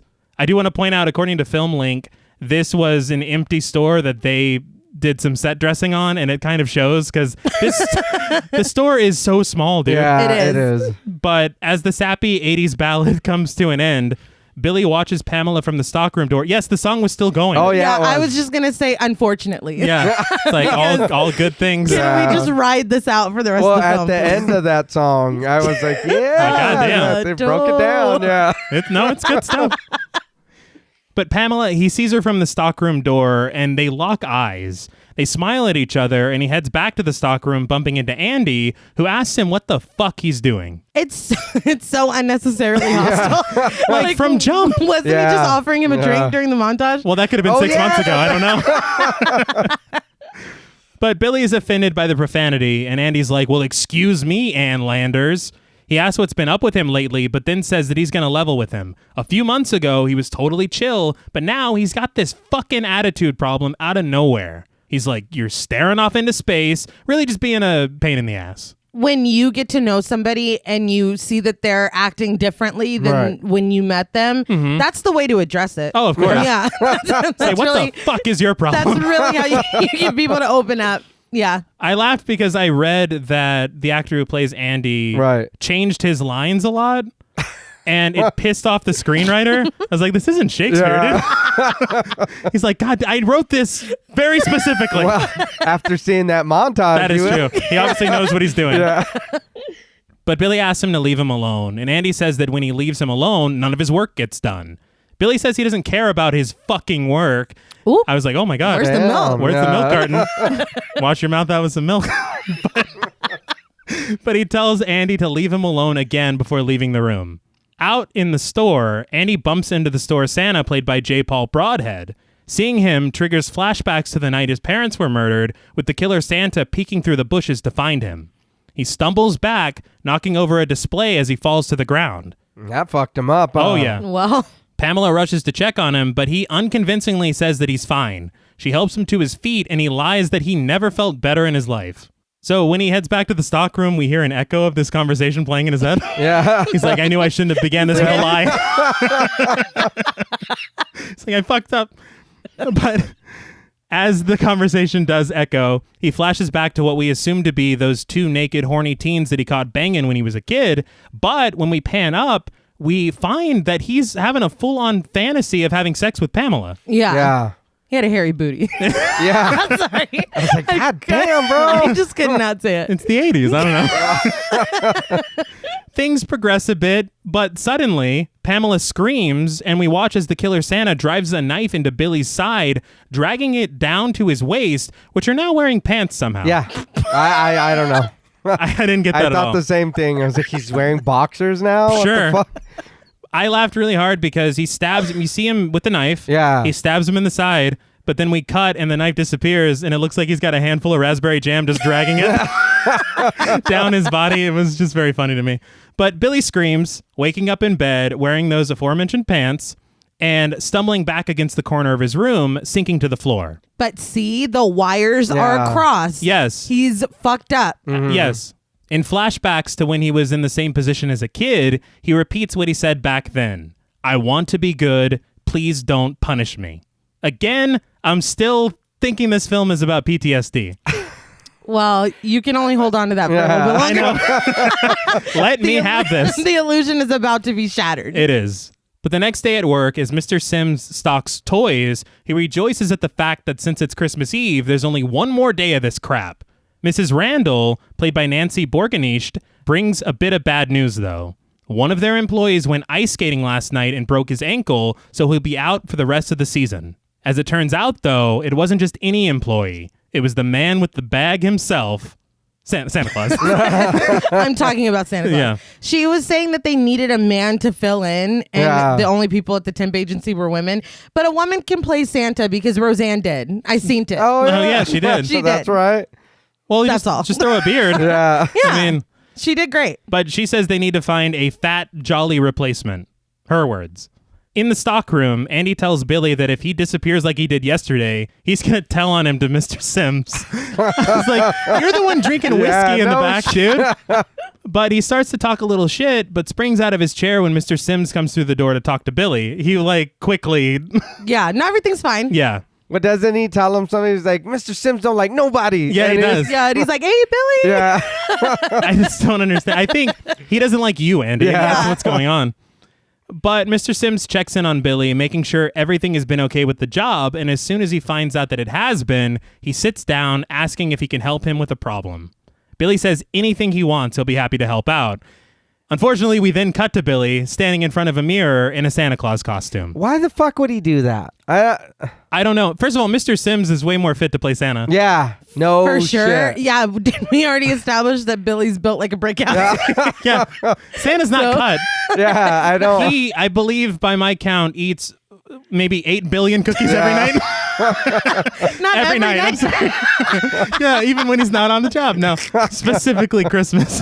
Well, he's got a train. That's true. We put He's cookies gotta out stretch his stomach. so he can maintain his Exactly. He's But him in the Santa Claus costume gets the approval of Sims and Mr. Randall. As Billy stares almost through his own reflection, Sim reminds him to be jolly and not to scare the little bastards. He's like, some kids cry their eyes out because they think Santa's scary. But you definitely, don't have any childhood trauma attached to that, Not at all. Not at all. Yeah, this is, I feel like this is a cautionary tale because I feel like a lot of people have a problem saying no. Uh-huh. And say no, man. This is what happens if you don't. No, Talk it's about great. triggering as fuck. I cancel plans all the time. Take care of yourself. But Sims calls the idea of being afraid of Santa silly, and Billy agrees in a monotone voice. In the next scene, a crowd of children gather to tell Billy Claus what they want for Christmas. A girl sits in his lap, but whimpers, struggling against him as he tries to calm her down. Let her leave. Yeah, Just fuck let it. her go. Jesus Christ. I don't need to get you anything. And the way that he's talking to her is Yeah. horrifying. He whispers to her and he's like, do you have any idea what you're doing? You're being naughty right on Santa's lap. Right in front of my side. Quit it. Yeah. Yeah. It's like, what the fuck, dude? But he then says that he doesn't bring toys to naughty children. He punishes them severely. The little girl throws her hands over her mouth like, oh, shit. The two fists. Yeah. I fucked up. Yeah, she immediately stops fussing. Onlookers remark how great he is with kids, and Mr. Sims just smiles. Yeah. What the fuck are you looking Yeah. at? This little girl is scarred for life. Isn't that the universal sign for I'm scared? The two fists in front of the mouth. I believe so. Yes. I'm just like, should we have like a count in the corner of how many children are traumatized for life? Yeah. Oh in my the God. course of this film? That's the whole point of this film, I think. Jesus. But he hands her a candy cane and she runs to the waiting arms of her mother. In the stockroom, Annie gets a phone call from Sister Margaret asking for Billy. He tells her that Billy doesn't work back there anymore, but he can tell her his new job. Ho, ho, ho. He says that he's playing Santa for a bunch of snot-nosed kids. Sister Margaret lowers the phone back to the hook, staring off in horror as the camera zooms in. Why is he talking to a nun like that? I don't know.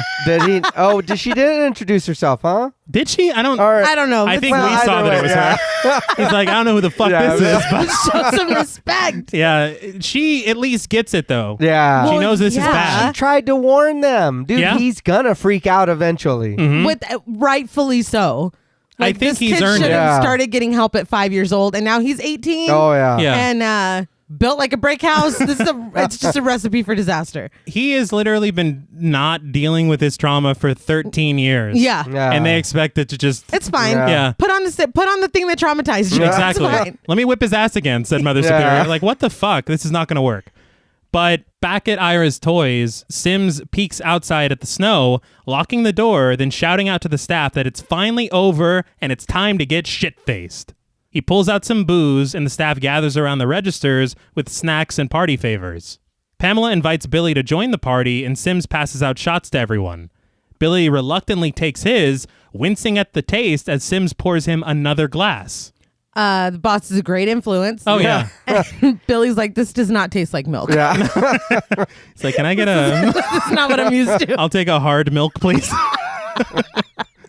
But Sims tells him, stick with me, kid. By the time the party's over, you'll think you are Santa Claus. I'm like, this is going to end badly. Yeah. Again, recipe for disaster. Yeah. Absolutely. But he continues drinking, and the staff sings Christmas carols. But interestingly, Billy watches as Andy whispers into Pamela's ear, luring her to the stockroom with mistletoe. Now, here I was like, I guess it was never clear that Pamela liked Billy. Right. No, just that he liked her. Yeah. It was just that he had a crush, so he's all, like, hurt. Yeah. But there was never any... We've never established this. She's just a girl you work with. Exactly. Yeah. That's the extent of this. But later that night, after a shot of some menacing nutcrackers and a horrifying animatronic Santa, Billy, still donning the costume, stares down an aisle as Pamela and Andy are just flat making out. It's like he led her with the mistletoe toward the stock room, and it's like, no, that's too far. Like, stop right outside of it. I couldn't wait. But Sims drunkenly accosts Billy, asking him what he's doing, and he says that he was just thinking about his parents. Sims says that's good, but when Billy tells him that they're dead, he's like, oh, fuck. He goes, I forgot. Yeah. Really? Fuck, man. But he does apologize, and then he quickly changes the subject, telling Santa to sober up because he's got a long night ahead of him. Billy's confused, but Sims asks if he remembers what Santa does on Christmas Eve. Billy says that he does. This is a callback to Grandpa. Mm-hmm. Yeah. Just less, Yeah. But this is when the quality of the film changes drastically. I was wondering when you were gonna be. Yes. Yeah, I was like, okay, this was clearly added in. Yeah, so this is all, there's a lot of cut footage that was added in later into an uncut version. Okay. And it's very clear that these were not color graded properly, cleaned up, or fixed at all. And you can really tell, it's almost, you remember My Bloody Valentine? Yeah. Yeah, yeah. Whenever they added in all those awesome, the gore scenes, you're like, this was obviously filmed. Yes. Yeah. But Sims tells him that he better get started since the party's already dead. Billy just stares off at Pamela and Andy, and Sims offers an encouraging, go get him, Santa, without realizing what he's giving him permission to do. But Pamela and Andy take their little party into the stock room, the film quality returning to normal. Pamela says that if he has a present for her, why not just give it to her out there where everyone can see it? But he says that this present isn't for everyone to see. Girl. You know what the fuck he's talking about. And she's like, I don't. We all know what the fuck he's talking about. I'm not following. He's not about to pull out a carton of milk. But he motions behind the shelves, saying it's back there and she's gonna love it.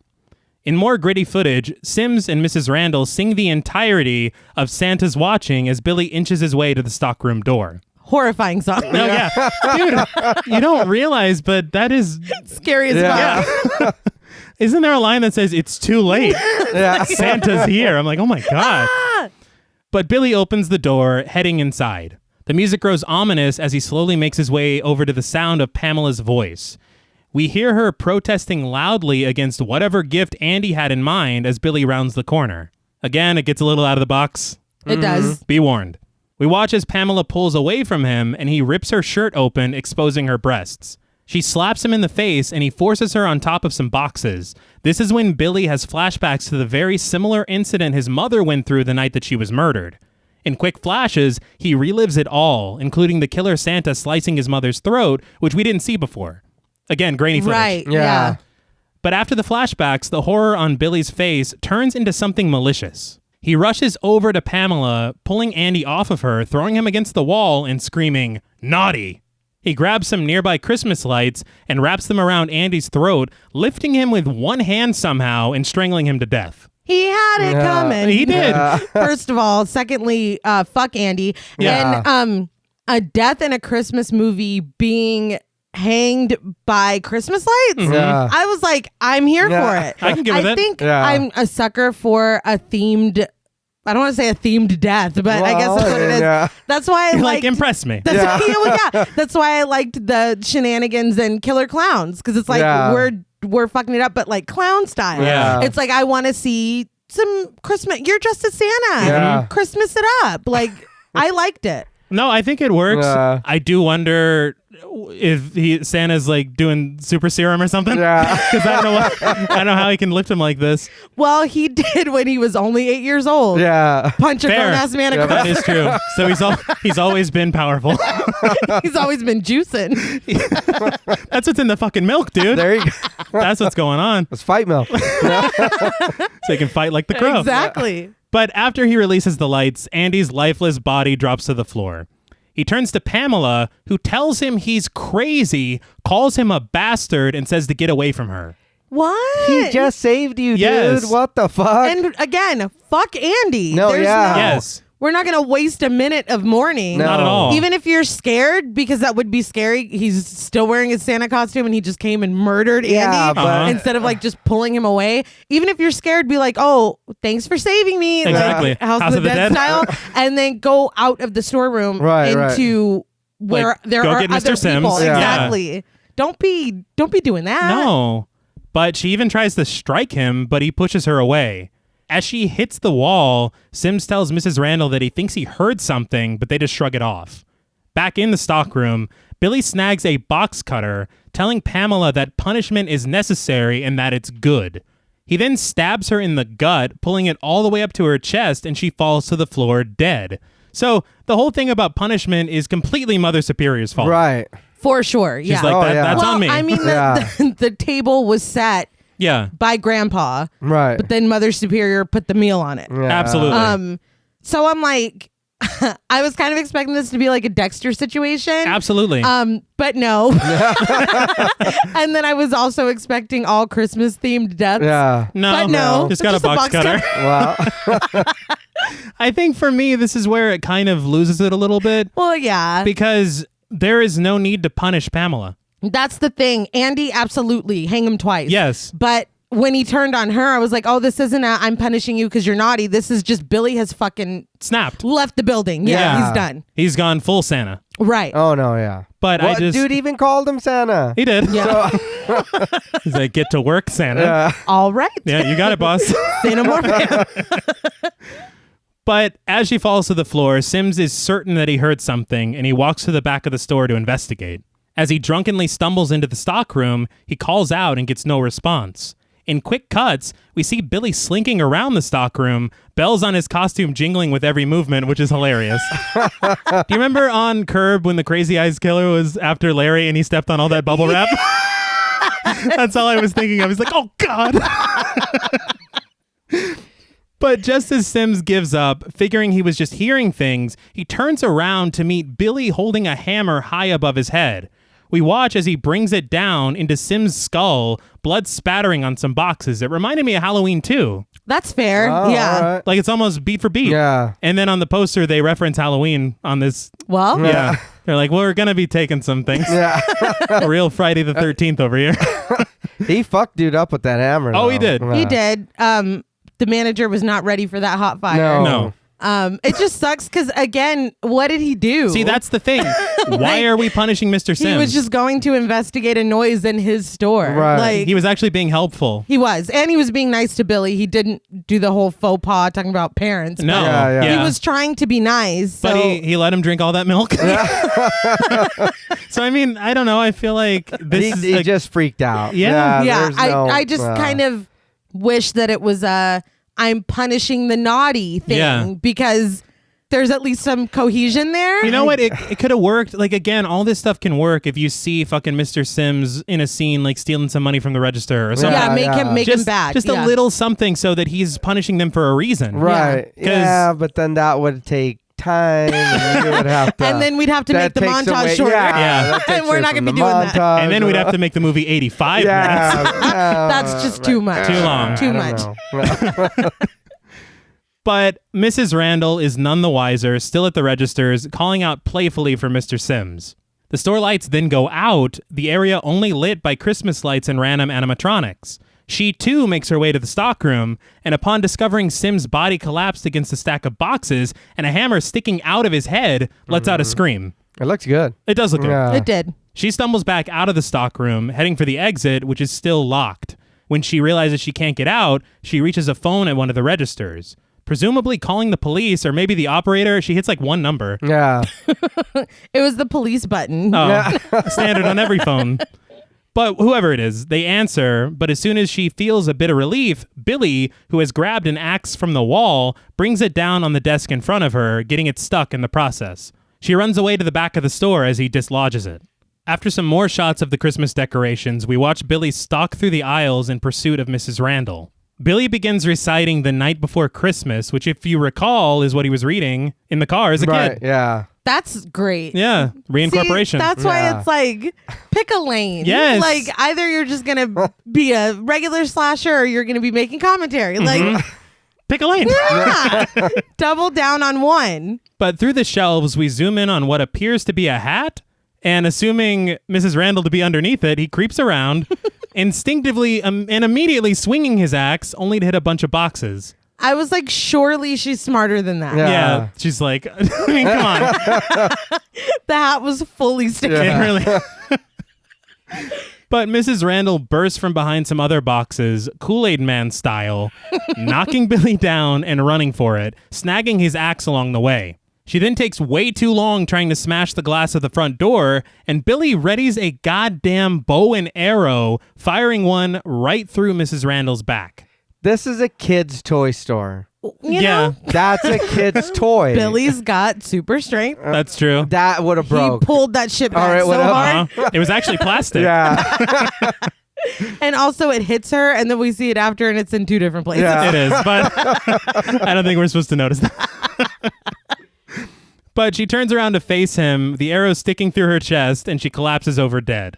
The camera tilts up from her corpse to an animatronic Santa who doesn't really seem to care about what just happened. Yeah. He looks like he's nodding like, that'll do big. He looks It's proud. like, we Santa's got to stick together. Yeah.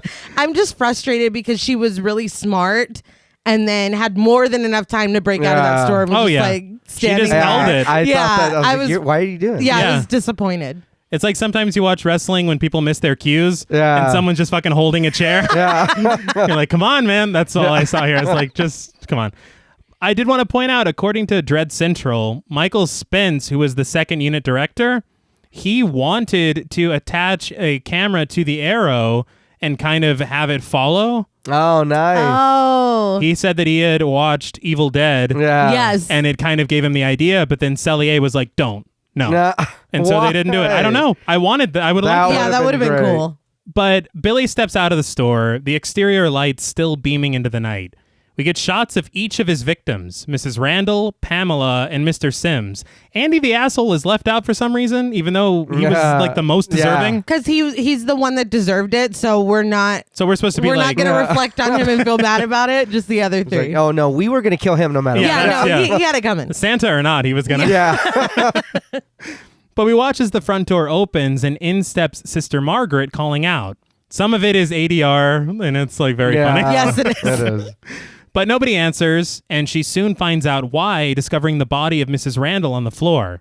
She screams, and we get shots of nutcrackers with their mouths wide open. I guess they're as shocked as she is. I fucking when I seen this, I said this movie can't get any better. I was like, all the nutcrackers are screaming. The I was like, this yeah. is fucking The nutcrackers are like, I know, Yeah. right? Did you see that? Yeah. With an arrow. Fuck. But though, and it's just occurring to me as you're talking. Uh-huh. She called during the store hours and knew that Yeah. something was wrong. This Yeah. is after it's closed. It's dark outside. They've They already partied, been partying. yeah. How far away is the orphanage? No. Well, doesn't Billy still live there and he's going to work every day? So it can't be. Yeah, too far. I assumed he slept in the stock room. Oh, well. I don't know. But in the next shot, we see a group of carolers singing that #1 holiday hit, Christmas Fever. Which their singing of it feels more frantic for some Yeah, reason. it was weird. Yeah, I'm like, you guys have no reason to be Well, afraid. Santa's on the loose. they feel it in their bones. There's also a lady in the front row giving it her all. Yeah. I had the thought, like when you can tell when there's extras in a scene, Yeah. that one extra that's like, everybody's going to be looking at me. Yeah. You can tell, like that lady was like, I play to win. Like I'm playing for keeps. But we see past the carolers to a lit window of the house behind them, where inside, Tommy, played by Leo Getter, is making out with his girlfriend Denise, played by Linnea Quigley, on top of a pool table. Now, I believe in 1984, Linnea Quigley was also in Return of the Living Dead, and there's a lot of overlap here. I'll just put it that way. Dude, I'm just feeling dumber and dumber because the character's name in Final Girl Support Group is Lynette. Really? All the pieces are there. They're doing it, man. But Tommy stops, saying the carolers are making it difficult for him to concentrate. He's like, I can't. I can't perform under these circumstances. Christmas music is not doing it for me. Yeah. But so what does he do? He puts on some Christmas music. Yeah. Yeah. But it's his Christmas music. Yeah. He's like, no, I can't. Never mind. He's I'm not like, gonna. yeah. It's like, I'll just get in trouble. now I'm starting to swell up. It Swell up. It just sounded like they were singing nursery rhymes. Yeah. Yeah. I was like, what the fuck did he Yeah. just put on? He loved it. It worked for him. I just was reflecting as I was watching this that when I was a kid, every time I saw a couple making out or having sex or Right. or anything in the ballpark, I was like, they're dead. Yeah. Like, yeah. And so even Like as I got older and was watching movies that weren't horror, I'm like, oh no, they're fine. Like, Yeah. this is not a horror film. This They're is gonna a be fine. romance. Yeah. Calm down. But after he turns on his version of Christmas music, he returns to the table and unbuttons Denise's shirt. But their sweetness is soured when Cindy, a little girl played by Amy Stuyvesant, pops up at the top of the stairs saying that she wants to see Santa Claus. Denise is like, go back to bed right now. It's like, I'm trying to get my stocking filled.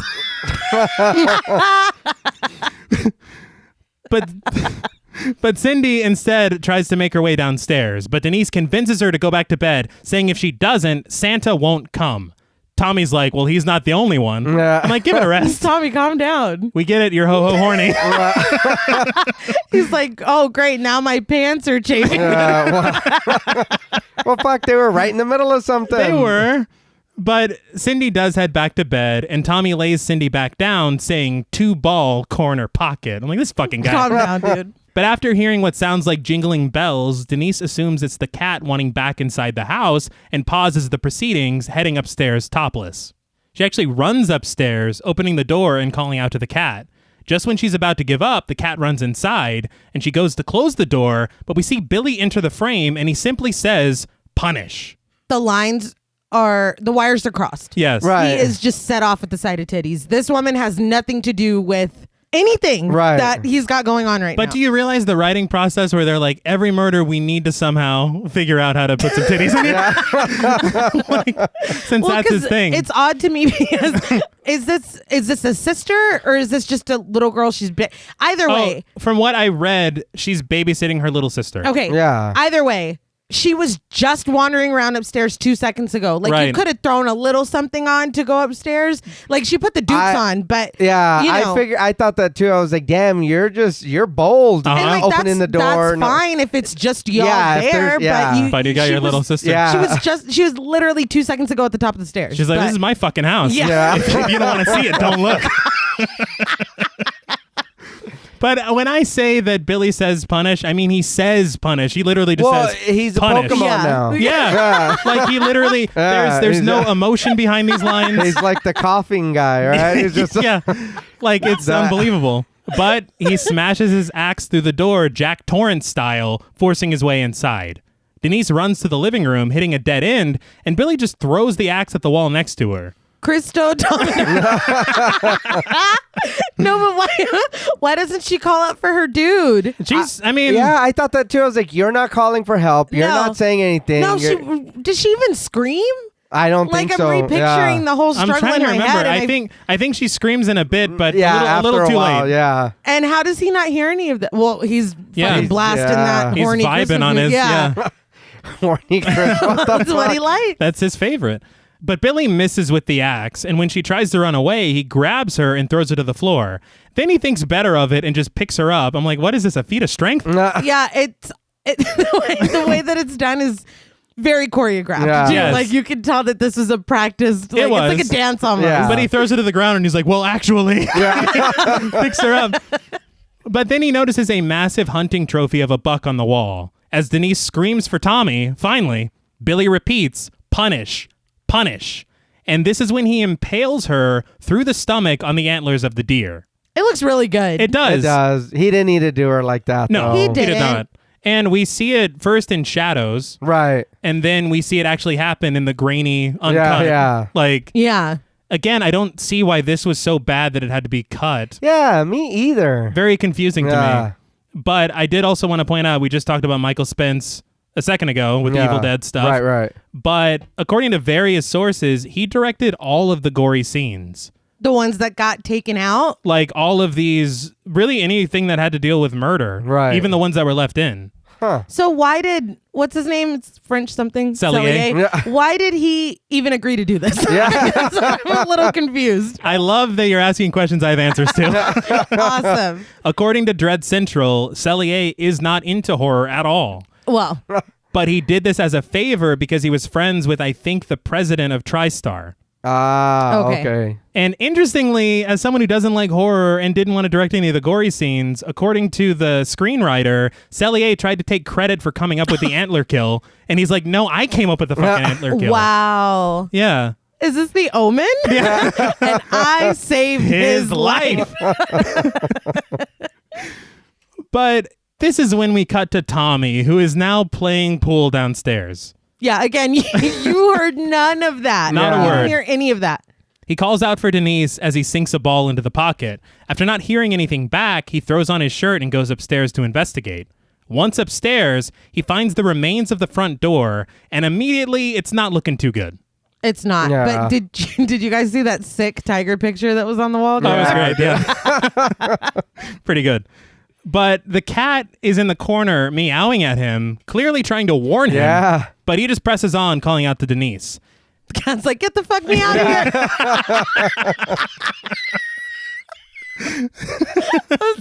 That's good. But as he nervously makes his way into the living room, he somehow breezes right past her body, hanging right next to him. Yeah. And he says, if this is some kind of joke, I'm going to kill her. He then turns his head maybe like 20 degrees. And he finds her corpse hanging naked and bleeding. He screams hilariously. But before he can collect himself, Billy grabs him by the shoulder and throws him across the room. Tommy fucking rolls like an action hero. Yeah. He's like, not today. And he grabs the fire poker from in front of the fireplace. He swings it at Billy, knocking him over a chair. And then when he pops up again, Tommy hits him across the face, knocking him over the railing and down the stairs. Tommy then picks up the phone and connects with the operator asking for the police. Yeah.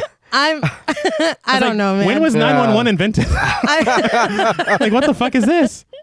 But Billy is apparently, again, full of this Super Santa serum because he rocks up unharmed, throwing Tommy to the floor. Tommy just watches as Billy snags a cord, wraps it around his neck, and proceeds to strangle him.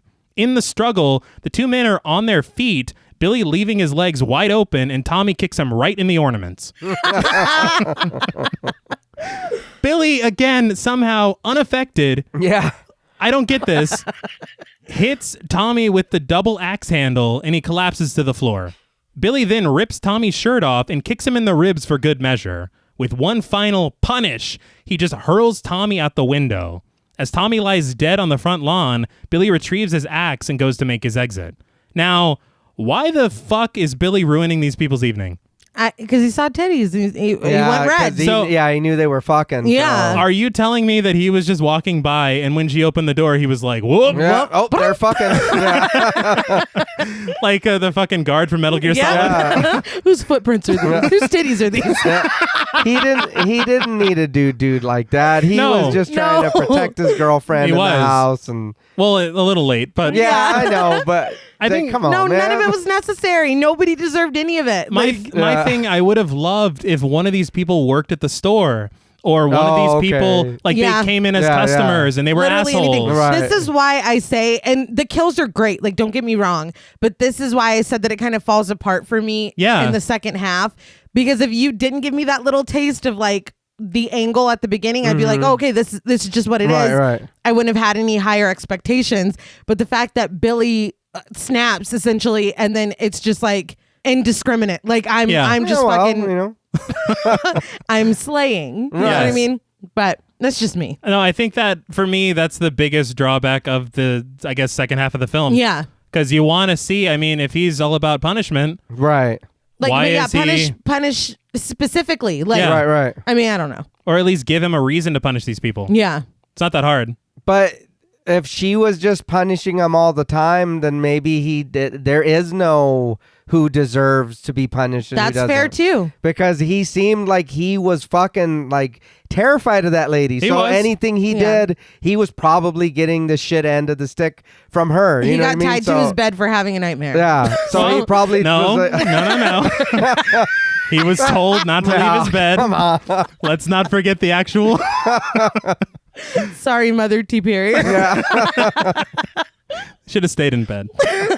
But before Billy can leave, he is spotted by Cindy, who identifies him as Santa Claus. She asks if he brought her a present, and he very creepily asks her if she's been good or if she's been naughty. She says she's been good, and he slowly pulls his blood-stained box cutter from his pocket, asking if she's sure that she's been good. When she says she is, he gives her the box cutter. She looks at it because honestly, not only is this probably the worst gift she's ever gotten, but the bar for Santa gifts is pretty high, and this is bullshit. Yeah. An avocado. Thanks. But see, so he's not just killing mindlessly. He didn't kill the kid. That's where I'm confused. But you're right. if she had said that she was naughty, would he have just... I think so. You mean if she had been honest? Yeah. Because every kid's bad sometimes. Yeah. So don't ever be honest to Quote Santa. unquote bad. Yeah. I'll just always say you were good. Yeah. But he just leaves.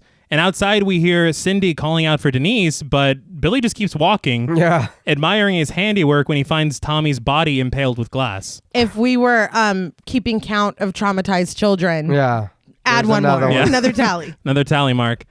So in their police cruiser, Officer Murphy, played by Richard D. Clark, rides with his partner, Officer Miller, played by Tip Buxell. Murphy can't believe this. It's Christmas Eve, and they've got orders to bring in Santa Claus.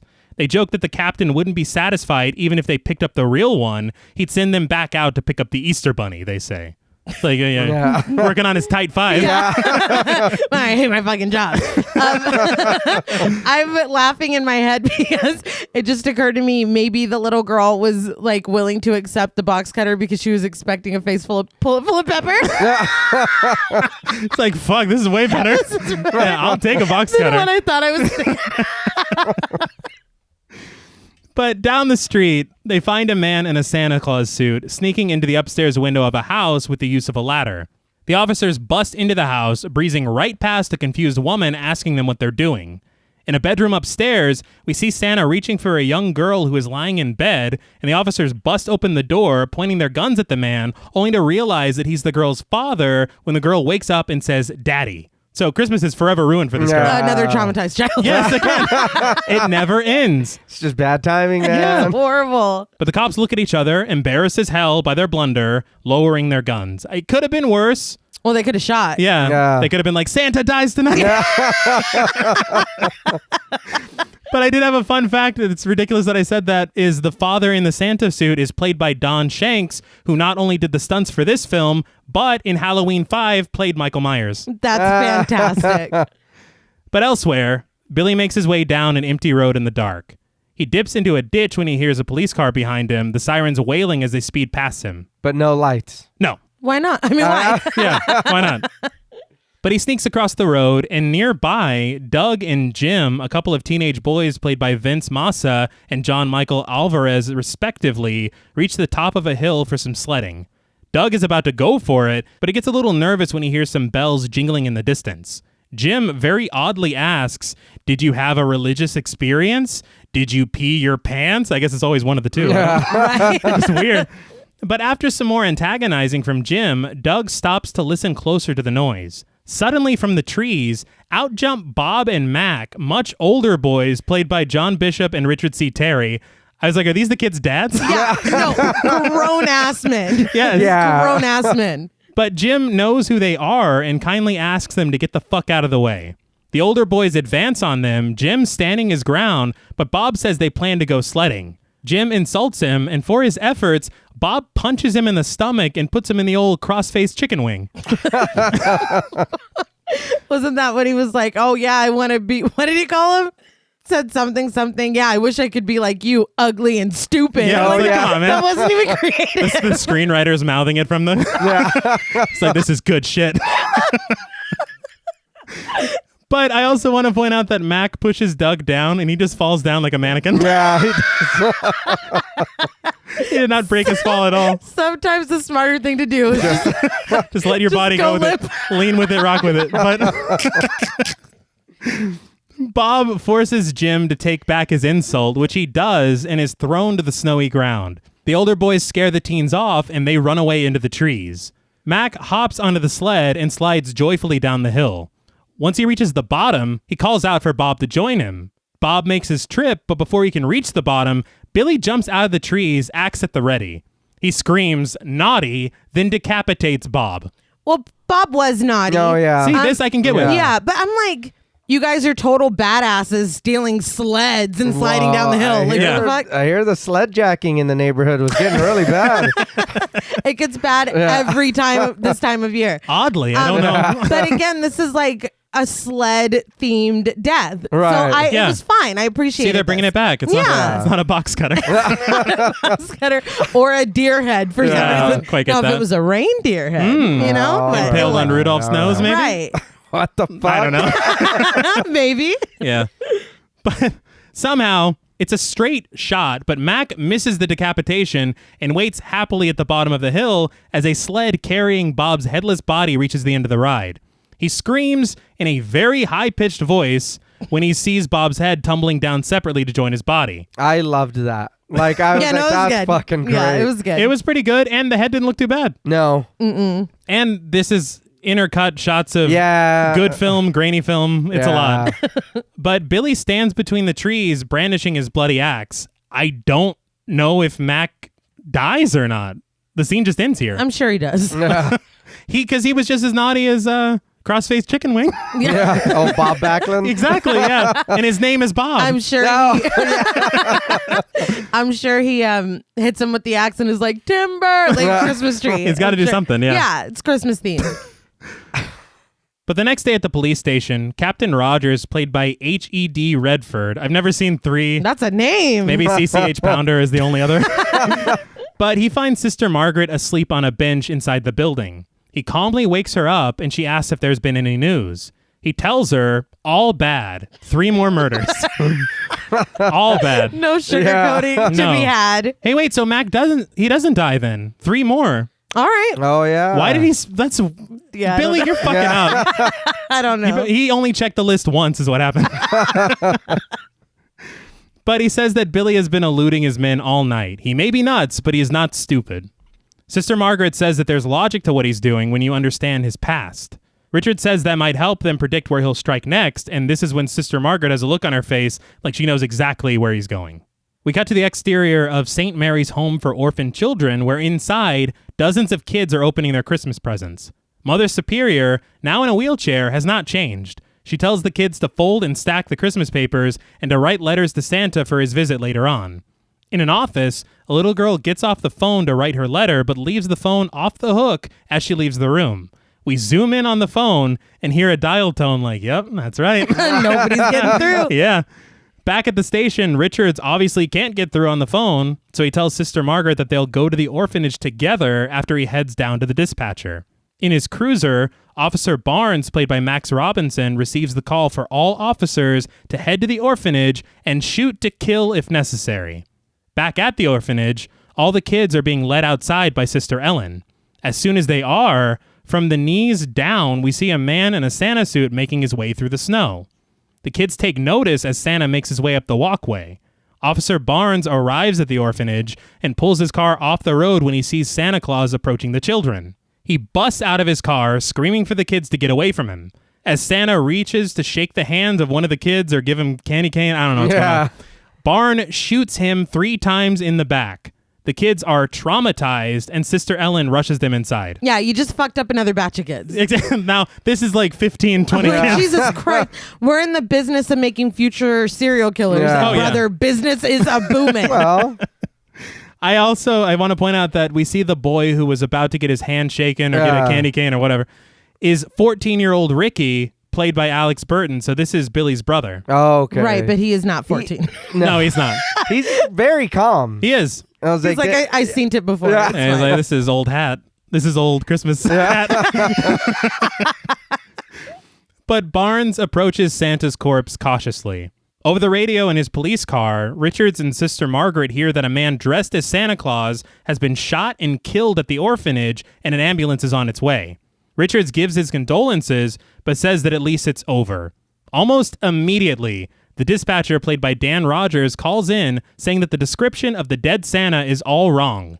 Come to find out, Officer Barnes shot and killed a Father O'Brien who was playing Santa this year for the orphanage. The dispatcher's like, well, Barnes warned him and he didn't turn around, so... I mean, fuck So him, I it's his guess. fault. Yeah. What? But come to find out that Father O'Brien is deaf.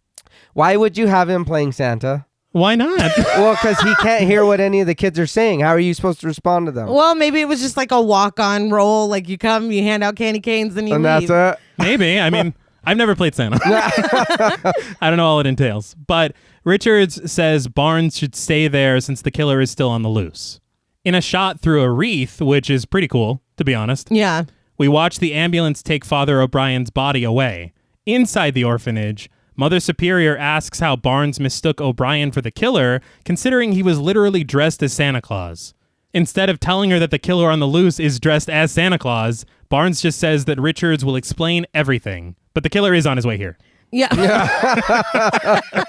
I don't know why they're keeping it so close to the vest. I have no idea. It makes no sense. And I have to point out that the years have not softened Mother Superior. Well, nobody looks any different. Yeah. No. Sister no. Margaret looks the same. Yeah. I mean, I know 10 years isn't that long, but... Pop a gray wig on. I don't know. Something. Like, they didn't even try. Give her glasses. Yeah, no shit. That's literally all you have to do is give her glasses. A tiny pair of Ben Franklin glasses. I wouldn't even be surprised if those were the same kids they used from when Billy was That's what small. I'm saying, because Ricky has not grown. No. His age is wrong the entire movie, and it really threw me off. The funny thing to me is that I think at the end credits, only like 6 or 7 kids are credited as kids at the orphanage. So you're probably right. But Mother Superior tells Barnes that no harm should come to the children, which obviously. Yeah. I don't know why. Right, but the one here harming the children is you. Yeah. Like, We're talking about you. No, yeah. But Barnes calls her sister, which does not sit well. She's like, I earned this fucking badge or whatever. You know how many kids you got to traumatize to be Mother Superior? I didn't do all that for fun.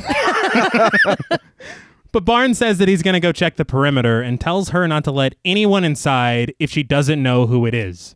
As Richard speeds to the orphanage and Barnes checks the grounds, Mother Superior attempts to occupy the children. She asks Ricky, who she calls Richard, to fetch her pitch pipe so she can lead them in a song. The subtitles, are you going to talk about that? No, good. They, for some reason, said, hand me my harmonica. It's like, Yeah, they never, I did. I was like, what? Nobody said that.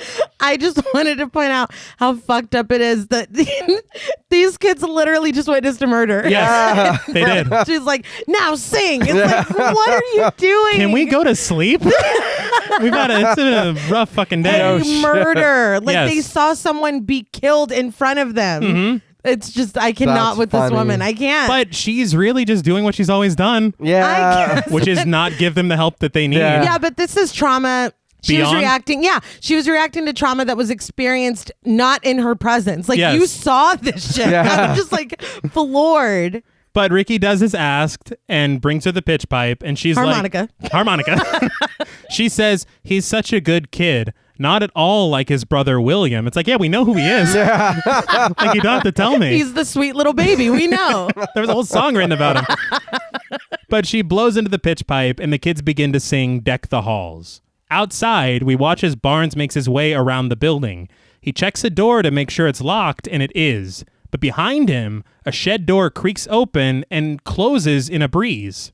He notices it, and the music swells. He slowly makes his way over, and the door swings open on its own. He readies his weapon and looks inside, but finds a staircase leading down into what appears to be a basement. He walks around, clears it, and finds nothing inside. He casually walks upstairs, but as he reaches the top, Billy pops up out of nowhere, swinging his axe right into the chest with his customary punish. Yeah. Which, again, what did he do? Yeah. I mean, he did kill Santa. He did murder a man that did nothing wrong. Yeah. So, But did Billy see that? Yeah. Billy, he sees you when you're you're sleeping. sleeping. Like, what So do you he's not really understand? Santa. Yeah. Yeah. He has become Santa. Yeah. I thought that too. I am though. become Santa. Yes. Isn't that what Sims told him? He's like, if you drink enough, you might. Yeah. Yeah. And he came through the other side, and Yeah. now he's Santa Claus. This part, did it feel like it went on for a really long time? Oh, yeah. Well, he was Scooby Dooing down there a little was. bit. It was a You know, little yeah. much. But Barnes falls down the stairs, dead, the axe buried in his chest. Billy retrieves it and, for some reason, decapitates a snowman on his way to the front door of the Come on orphanage. now. That's a little That much. snowman didn't do Yeah. anything. You know how long it takes to build a snowman? I laughed really hard because, according to Diabolique magazine, 99% of what they shot was directly from the script. Mm-hmm. Him decapitating the Santa was the 1%.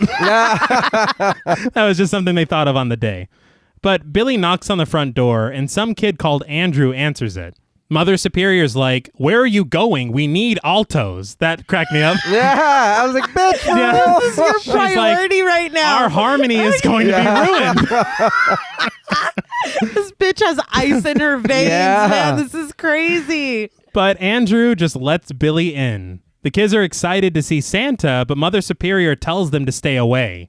Billy has his arm around Andrew, but the Mother Superior calls him away. She repeats that there is no Santa Claus, and Billy calls her naughty. She is. She is, yeah. Just kill her. I laughed really hard because Ricky looks on like, wait, I think I know this guy. Yeah. You look familiar. Very trying to place it. But Billy raises his axe in slow motion, but before he can bring it down, he is shot in the back by Richards. No. No. I know, just let him take Mother Superior out. One man. more. Yeah, It's like cutting One the head more. off the dragon. Like Yeah. this all stemmed from her. Yeah. Very fair. Well, it all stemmed from the Santa that Well, murdered no, his yeah. family. But, Yeah. you know, There's a lot of stems. shouldn't make, there's a lot of stems. But Billy grabs Mother Superior's arm on the way down, and she wrenches it away. She's like, get your paws off me, you dirty ape. But why can't, look, I understand that he did all this stuff. Yeah. You're still a nun. Yeah. Can't you, like, give Nah, last man. rites or something? Yeah. I mean, I don't know. She's like, fuck them kids. Yeah. Like, fuck with me again. This Yeah. is what happens. These kids have seen two Santas be murdered Yeah. in front of them. It's been a rough Christmas. Horrible. But Sister Margaret cradles a dying Billy as somber piano plays, and Billy tells the children that they're safe now. Santa Claus is gone. He then slips into death. He's like, Santa Claus out. But the camera traces Billy's bloody axe, rising up to settle on the furious face of Ricky, who glares at Mother Superior and simply says, naughty. Oh, shit. Yeah, Yeah. kill her. It's like, it's your turn. Yeah. An origin story. Yeah, this is clearly a setup for a sequel, Right. which does come later, which... Is Ricky the one that says no? Yes. Yes, he is. But this is when the music goes fucking insane. Oh, yeah. And then the credits roll. So, what did you guys think of Silent Night, Deadly Night? There's no hiding it. I like this movie. I would even go as far to say that I kind of love this movie. Really? I know it's not anything fantastic and the film's changing. Really hurt it for me, but I fucking had a blast. Like this was great. Like I would watch this again. Yeah. Right now. Like right the fuck now. Like I'm not even like this is fun. And it's not, like I said, don't go in thinking like, oh man, this is no, don't. It's don't. just I'm sure he had a reason for the killings, but we don't know. So But they were that's not fine. made clear. Yeah. No, they were not.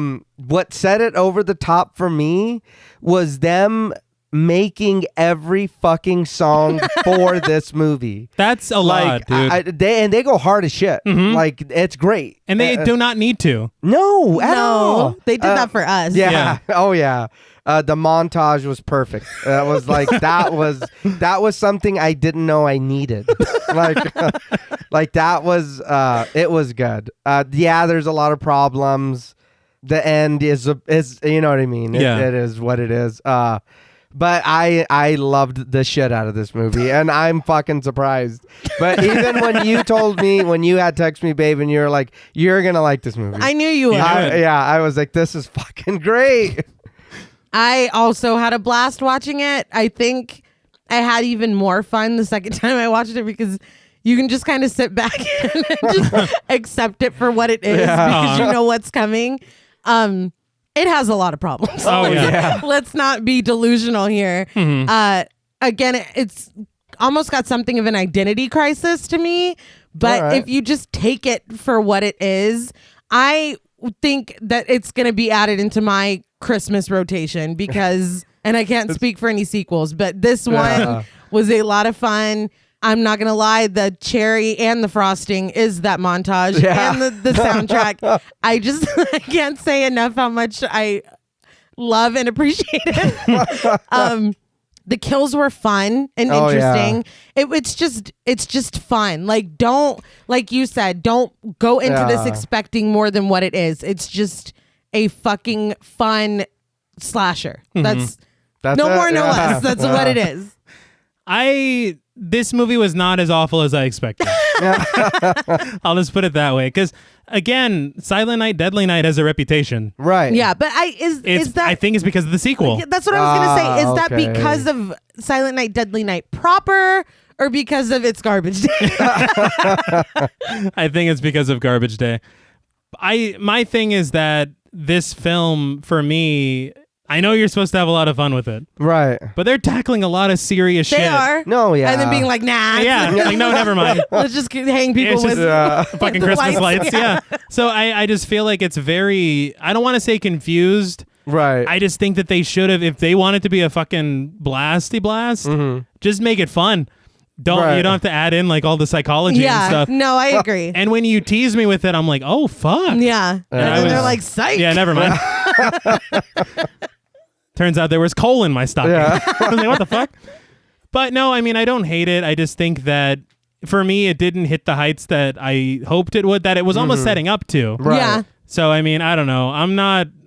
It's hard to be disappointed by a movie called Silent Night, No Deadly shit. Night. Because even just the title is ridiculous. Right. Because that's not even a saying. But I guess that can lead us into ratings. On the positive side, I think that the first portion is really good. And for me, again, it seems like there's going to be this real focus on psychology. Right. I enjoy some of the kills. I still don't understand, a lot like with My Bloody Valentine, what's so bad about these kills Right. that you have to edit them down. Yeah. Yeah, No and this shit. is we're really in a heyday here Yeah. of pretty gory slasher. Yeah, Yeah. I don't understand either. I think that some of the performances are surprisingly good. Mother Superior. Yeah. Sister Margaret, Yeah. she gives a yeah. good performance, and she showed up when she really didn't have to.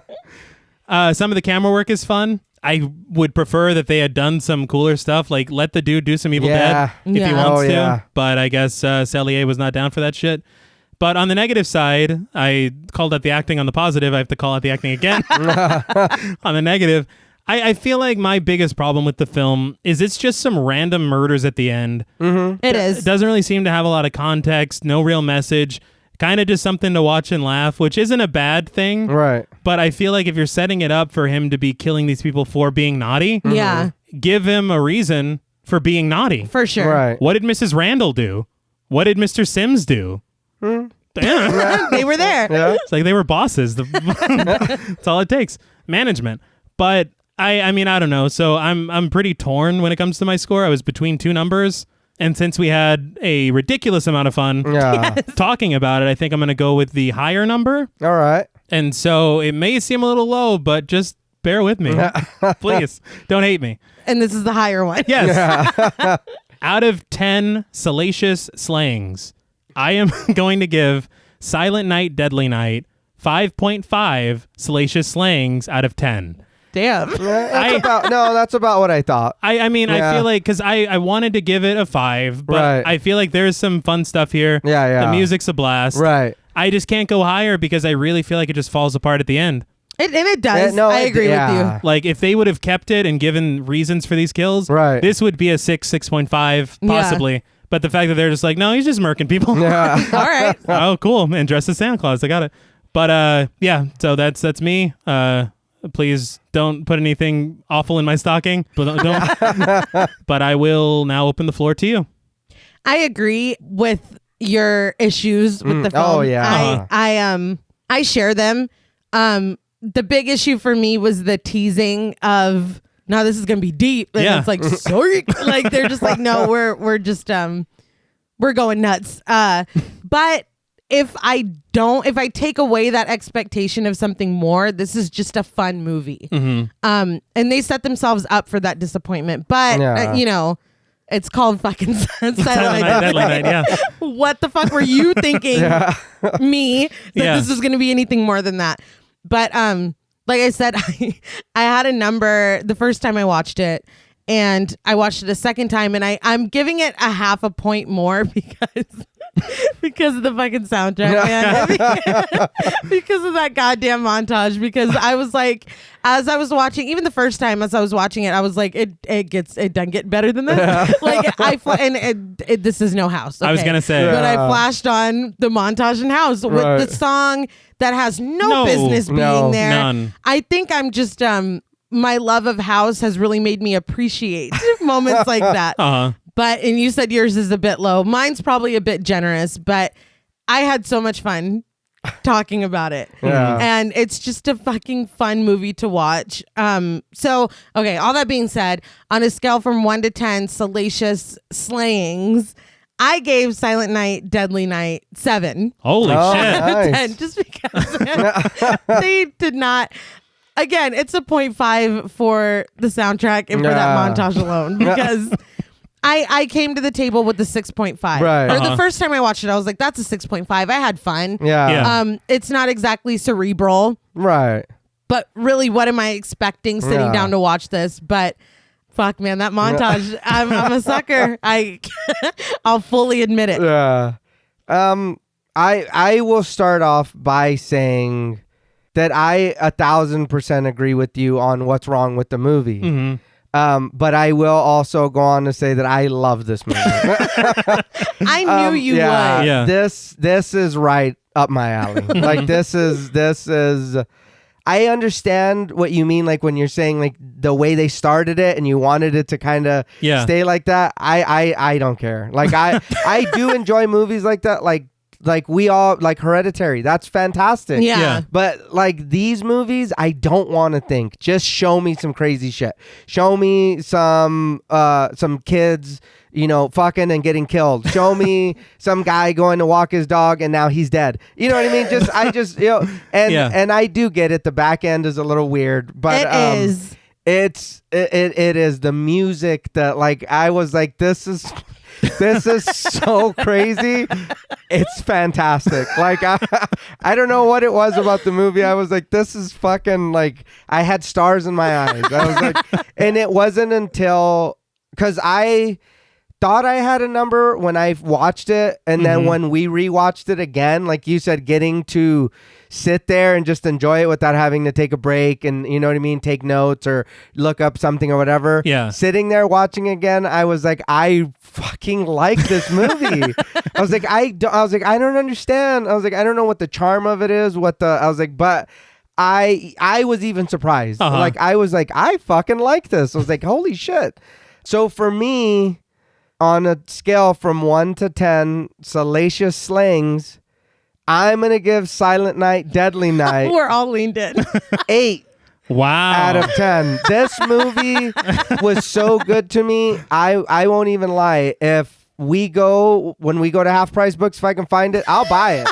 If not, I'll order the son of a bitch. Like the movie, this is great. Like I said, because I do enjoy other movies that have messages or have, you know what I mean, have to do with like you said, if this was all about PTSD or whatever, then I can dig it, you know what I mean? But this is, I don't want to think. Just show me some crazy shit. I'm gonna laugh. I'm gonna you know what I mean? Yeah.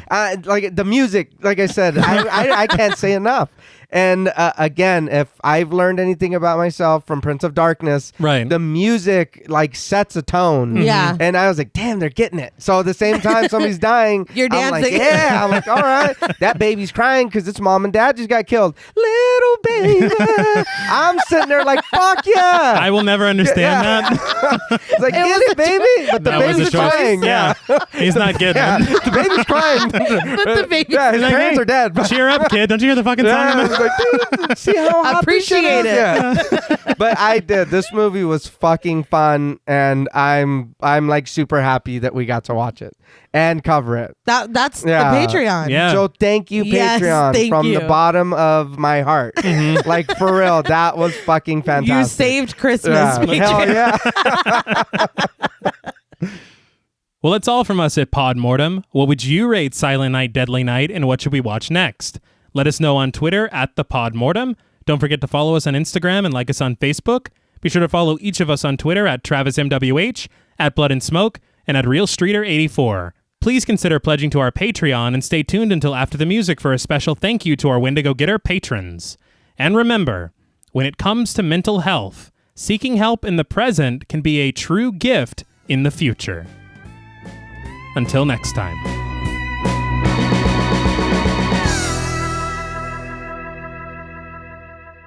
Thank you for staying tuned until after the music. We want to give a very special thank you to all of our Wendigo Getter patrons. Hey. Yeah, thank you. On the warm side of the door, baby. Special thank you to Chris Ontiveros, Kristen Lofton, Megan Martinez, Kimberly Bass, Melanie Van Houston, Sophie Hodson, Anthony Jerome M., Jordan Nash, Kent Morton, Guy54, Lala Thomas, Travis and Nisa Hunter, Miguel Myers ATX, Mandy, Jennifer Perez, Pierre Lombard, Allison O'Neill, Carissa, TJ Bronson, Gabrielle Trevino, Spooky Mom, Andy Teague, Applin Ontiveros, Karima Rhodes, Antonio Huerta, Kimberly Kleindienst, Will Brown, Linda, Sydney Smith, Osvaldo Soto, Jonathan Booth, Bobby Holmes, Donna Eason, JD Rizak, Molly Gerhardt, Armand Spasto, Aaron Aguirre, Eggy, William Barry, Brittany, Charity Oxner, Amanda Six, Mandy Rainwater, Garrett Rogers, Jordan Roberts, and Danielle Peralta. Thank you all so much. Yeah, thank you. And to all a good night. Yeah. I don't know. Christmas. We do want to thank you all, and we appreciate you for supporting us, even when we've been naughty. I mean, yeah, like the Santa. Right. Yeah. Fucking tired, That was man. it. Yeah, that's Let's get all. some cookies and go to bed. And some fight milk. There you go. Yeah. Until next time.